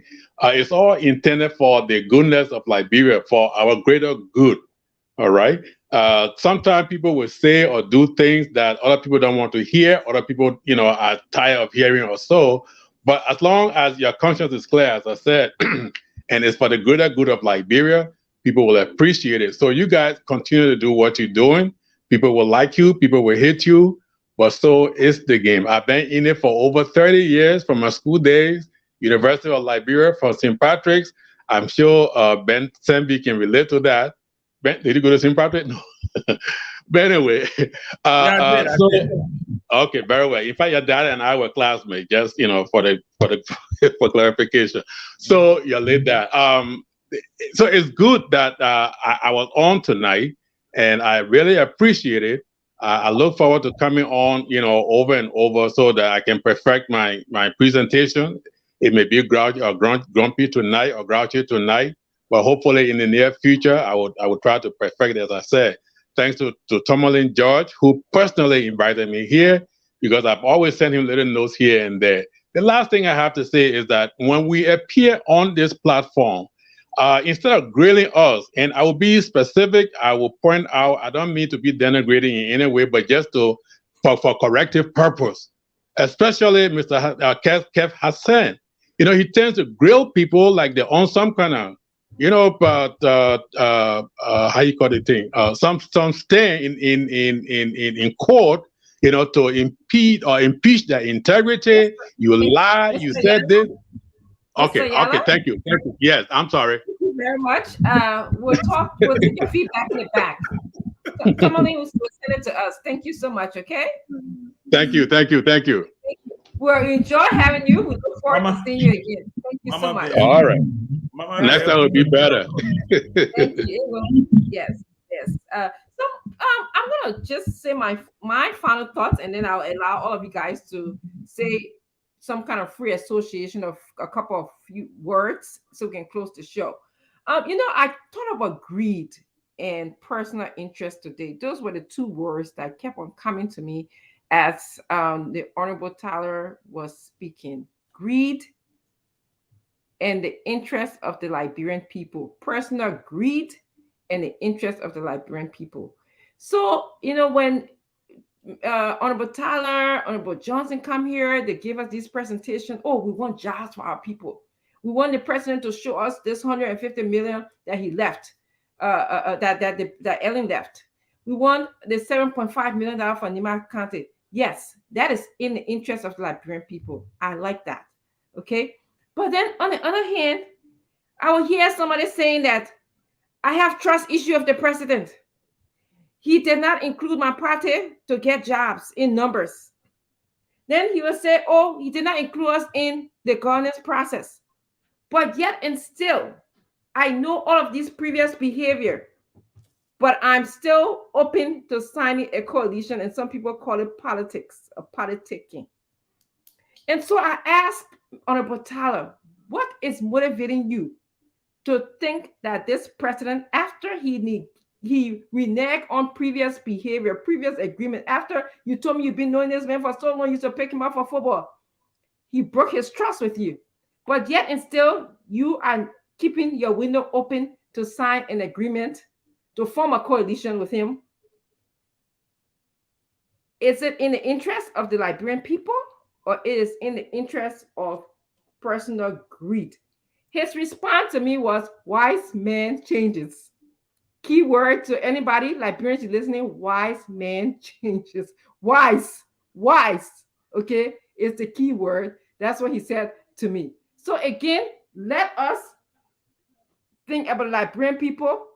My issue here is if you say this person broke your trust, didn't give you a job, didn't include you in the governance process, why is it that we're still looking to sign a coalition? And I will stop here, and then we're going to have some free association of a few words and close the show. I will go back to you, Chief Tomalin, to go ahead and start. Yeah, how to call it before I say my final words. There are two ladies running for the House this year. I mean, one for the Senate, one for the House. And you'll be surprised. One of them is from CDC, and that lady, I'll be endorsing that lady's song. She's from the CDC. She's I pray that be my district. She's running for representative in Bond County, District Number 1. For Mata Lila Briswell. She's done a lot of good job, and somebody I've come to respect. But I will endorse her at the appropriate time. But I hope. But you've been endorsing her. No. I'm still watching her. So yeah, but I want. But she'll be coming on the show too soon. They'll come and they'll talk about her agenda. She's doing a great job. This morning they gave my own. I gotta get. And another one too. She'll be our guest next week too. She's the only lady running for senator in Bapuru, Fatuma Zinam Brown. She's running for senator in Bapuru. She'll be our guest next week. So I'm doing her next week. But so let me continue my closing. Liberian politics. I said it last year, and you're about to see it for true in full swing. If for a deception, for a willing and dealings, you'll see all kinds of things happening. Right now, from what I've observed for the last couple of weeks, so far the MDR, the only party are looking as carefully that I think they're already gone, because I've talked to. You waste your time. I come in.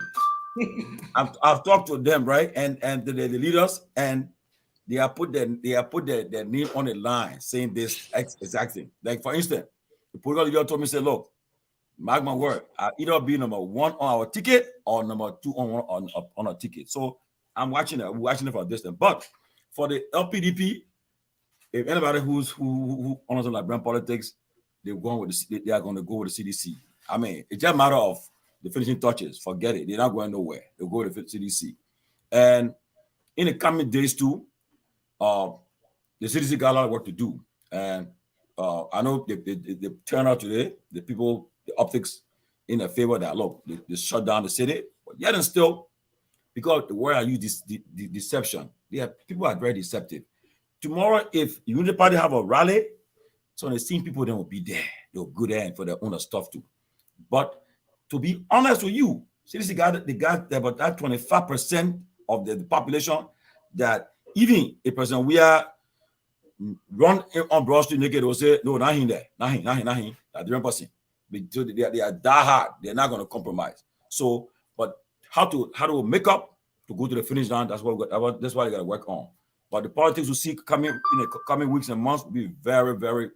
No one should tell you say you have an easy ride, because just imagine now, Joseph Boyka and his party they have not yet come up yet. They are not put up. They have not started their own the stuff yet. Cummings too and his party didn't start yet. They want to. So watch everybody now. So what's going to happen? As soon as they get a running mates and they start to get on the campaign trail, you're going to see it. It will be tension filled. We'll see a lot of action taking place. So let us wait and see what's happening before you make any kind of prediction. But I can, as I end, the election will be very, very close. No one will just have a convincing victory like that. No, it will be a second round against for sure. So CDC, today you guys did it. You guys, I mean, regardless of what people say, depending on which side of political divide you find yourself, CDC can say, so we did it. You know, CDC? They will say we shut down the city. We came up today in numbers and we did it. So I know we saw some videos where people doing red stuff, but at the end of the day, all CDC know they shut down the city and they gave president. We don't know that we are.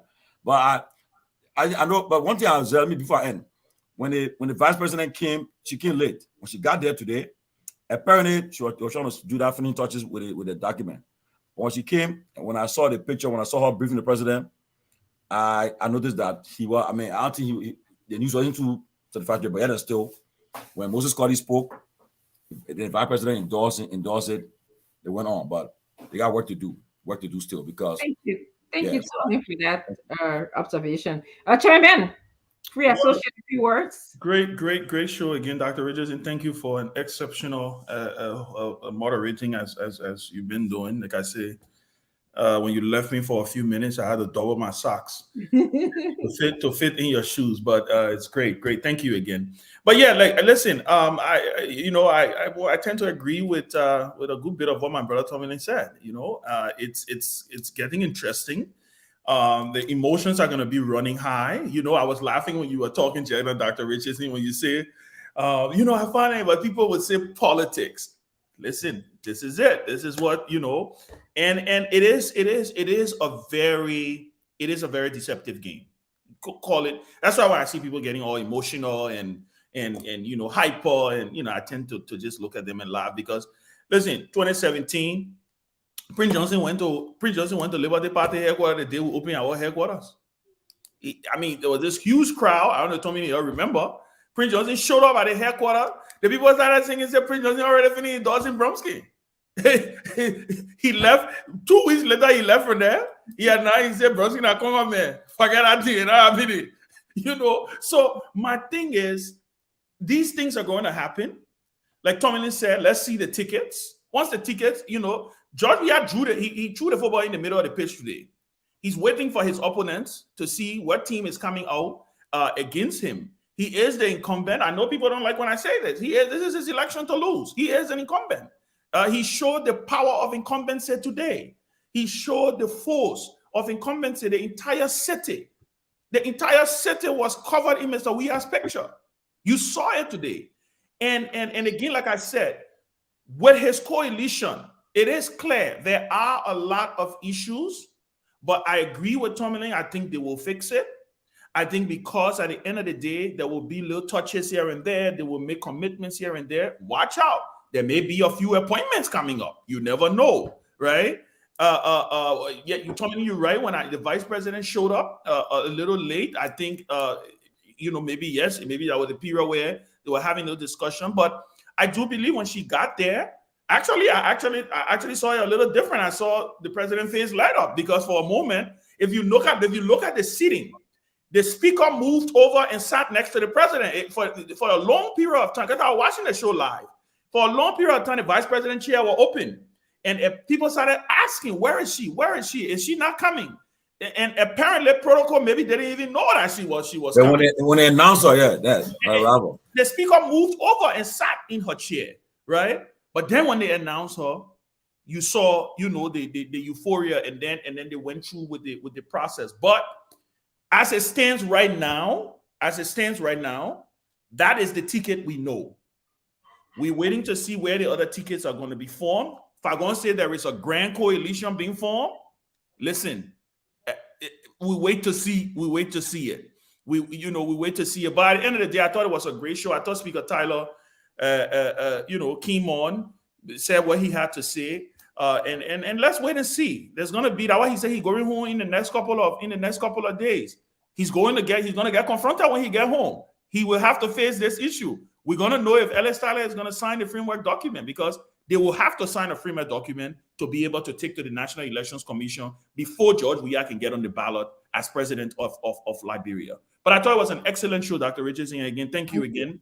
And I look forward to more of these exchanges. Thank you. Thank you. Kia Hassan. Where he going in the back for? He won't be the last. That was a trick. Don't mind. Mr. Fagon. That trick. He won't go after Fagon. You know, their job how? Their job will do it hard. Then and Tomalin trying hard not to make a baboon ugly, but a baboon ugly. It's about Fagon way, man. You don't want the vice president, they come they talk. They posting they say the thing. Dr. Francine, they posted the vice president came, the president came early. The vice president came late and the president left early. I made a statement here. I said the stadium was empty by 5:30. But they left together. Brother, the ATS was empty. EMPT were empty by 5:30. It never happened for any CDC team before. So that the laughing stock part there. Now, I said we have seen this before. And I have never gotten anybody to challenge me. We did a same thing. Special election, they flog us. By election king, we did a same thing, they flog us. Maytem king, we did a same thing, they flog us. Yeka then they beating the not get off for putting our crowd. That's smarty. And what we saw today, what a difference. We saw people sharing money. We saw Edwin Snow sharing t-shirt. We saw people then putting people on buses. These are things we did. Yeka then still be all a market door. So what's the difference here today? People jumping around. We follow SKD Spoke Complex, which is 2.5 times the size of ATS. You go to ATS, you may be more. So when people they job how, but the truth of the matter here is, here from Page Africa here, it really said the 3 political parties making up the ruling coalition for democratic change Saturday endorsed President Weah for a second term. That from Page Africa. But what you heard from Speaker Tyler just now, there is no coalition document. To where they can spend all the money they want to spend. They can pay everybody they want to pay. They see where they flock us in the special election. They flock us in the by-election. They flock us in the midterm election. What thing we do here from Page, what they kind of headline. No, you follow where there has been no coalition document. No, you follow where that even resolution today, they didn't see it up to press time. We know how to deal with the press, and Yeka will tell you. But I want to say this, and I want to be very clear. What you saw today, that buyer, we have done it before. We've done that before. The first time we followed the stadium, Yeka there, for Polito Weah, we went to ATS. You know how many people? 100,000 votes. We got vexed. We said, we're not failing the ATS. We went to SKD now. As soon as Yeka saw that we're to SKD, they gave us 200,000 votes. So maybe that's the reason why we went back to ATS. Because what we are seeing now, Dr. Francine, you are the moderator. If people were to sign agreement with you, they will wait for the leader to leave town before they sign. Let's be honest. So even if Yeka, we agree with Yeka, they put all the money, they eat it.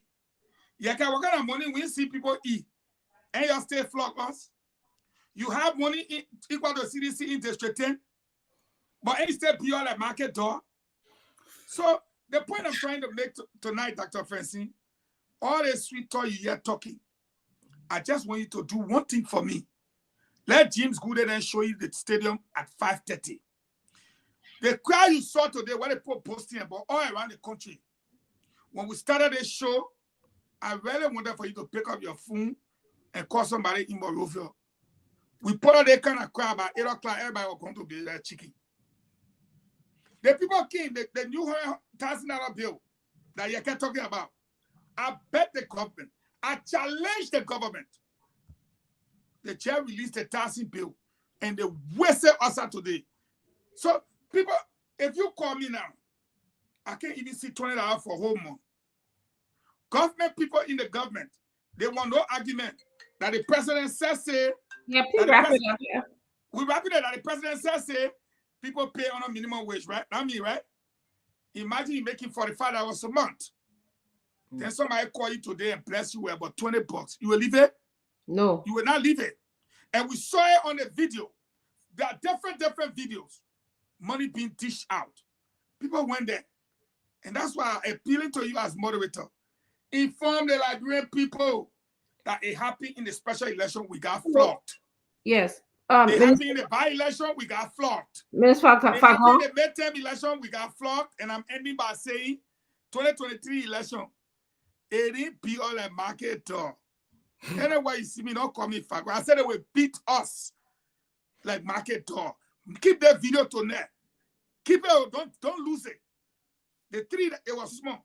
The one that will beat us to tell us that for 5 years you ate my money. You ate my money. Then you can't tell me, say, oh, I didn't know they were paying you minimum wage. Okay, Mr. Falcon.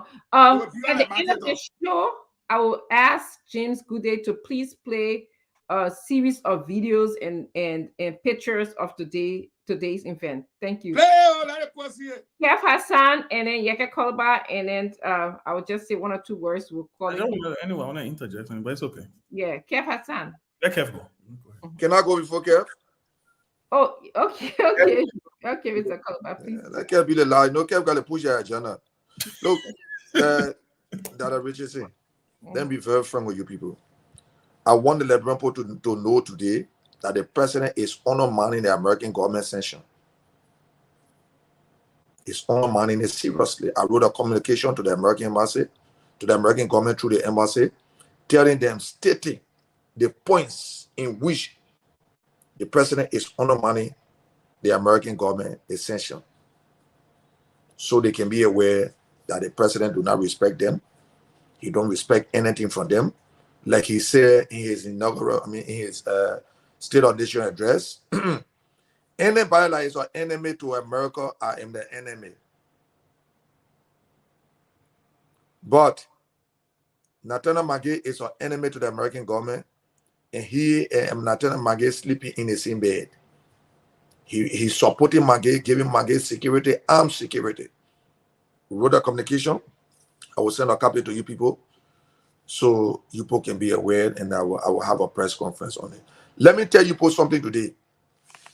LPDP have reconciled with CDC already. MPP, forget it. It's done. Don't waste your time. Any information I get, you don't joke with it. James Barney, you can trust him. He finished. Those people have been looking for something and say, my man, we can't get nothing already, man. Just give us what we want. And they got it, according to my source. They got it. The chief negotiator, Nathaniel Magee, closed the deal with Tyler. Tyler leaving the play, according to my information. He again, you know what's going on. According to my information, Tyler say after 30 days, the case will die. I will come back. Jim Barney will be speaking here because they want to speak. So poking thing, they now pilot here, according to my information. It's close up. NDR will endorse Ambassador Weah. When they reach a point, they are almost at the point. When they reach it, MDR will endorse Ambassador Weah, from what I know, from what my source is telling me. The government raised put a lot of money. People say, oh, the government did well, the government did well. We will see it from election. Yeah, I'm surprised I didn't see Ben Sanvi in a beret. Ben, when are you wearing a beret? I told you to leave me on the show, yeah? You know? So all the things people doing, they wasting their time. All right. Ambassador, we are like Benin brought it embarrassment to the country here. Benin all have become an embarrassment. So that means you got me an attack now? So that means you got me an attack? Koluba, thank you. I'm feeling out that Richard. So I just want, for the sake of time, it's 7:10. We 10 minutes past our time. Thank you very much. We enjoy having you on the show today. Thank you so much for your contribution. We look forward to having you again. Thank you very much. Kef Hassan.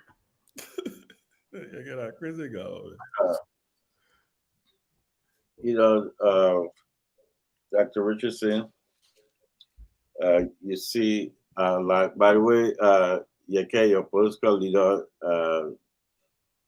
in bed with Prince Johnson, that you can't talk about Michael. Prince Johnson to now under sanction, please.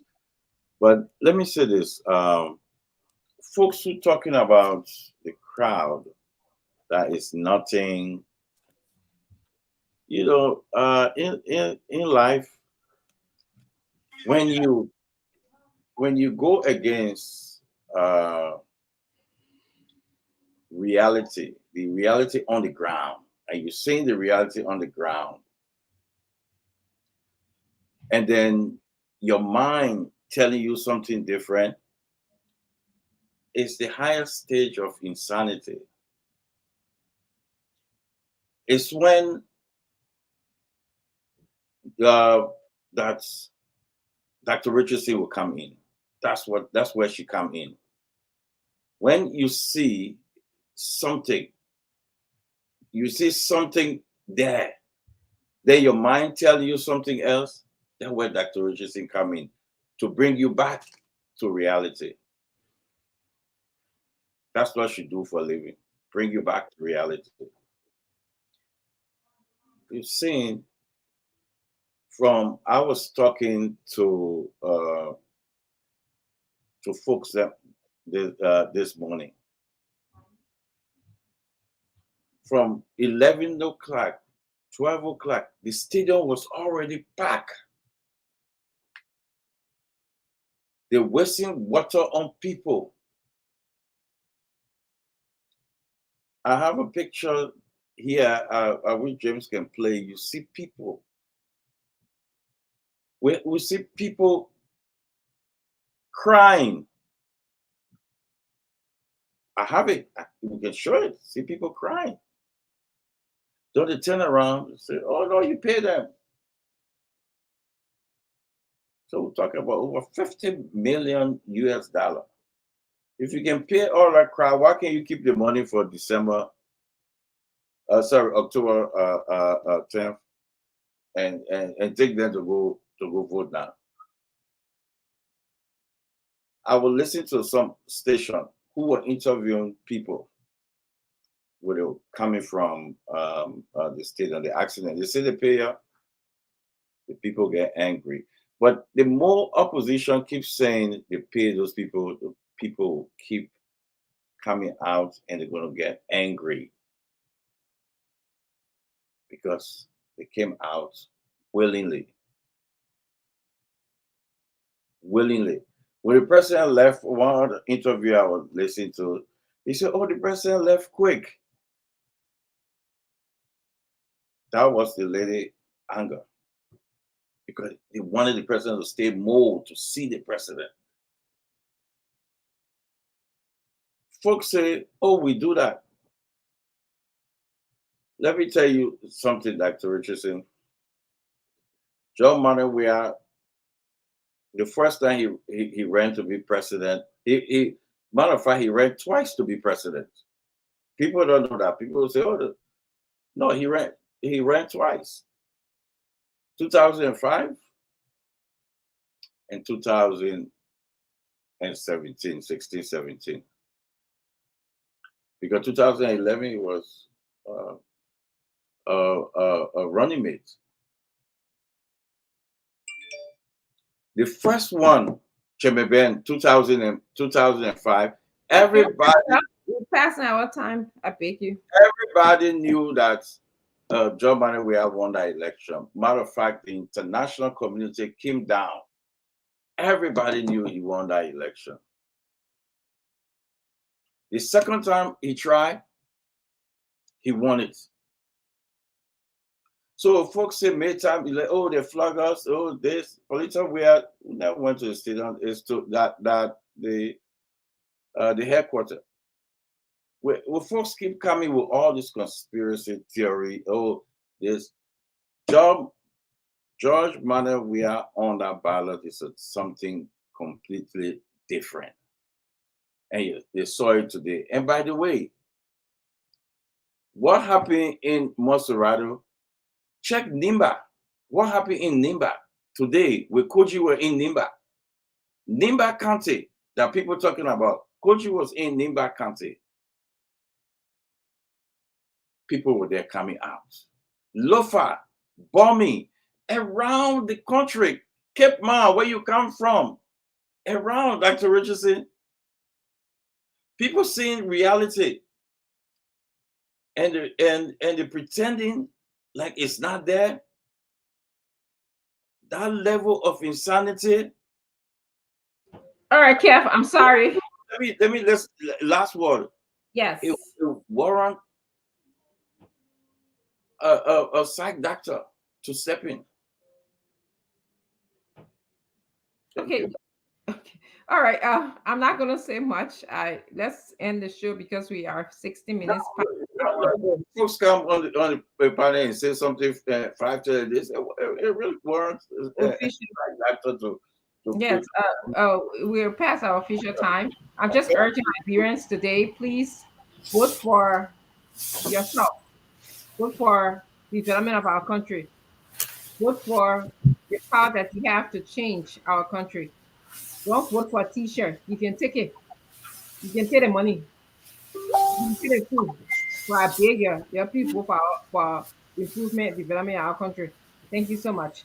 Okay, guys, I want to thank you, Kev Hassan. Yeah, good show, guys. Good show, man. Good show, good show. Honorable Fagon, Mr. Yala, Honorable Yeke, Dr. Peabody. I want to thank you guys so much. And Liberians, our audience, thank you for being here with us. Nelson and Good Day. We'll see you guys again. Please feel free to post all the videos, all the pictures on our on our page, and we can play it as time goes on. Thank you very much. Good night, everyone. Thank you guys. Well, folks, we want to say thanks for your contribution tonight on the program Spoon Talk. Thanks to all of you who played the listening role, making your contributions in the comment section. My name is Nelson Colette. The next time we come your way with the program Spoon Talk, it'll be on Monday. Until that time, have for yourselves a good night.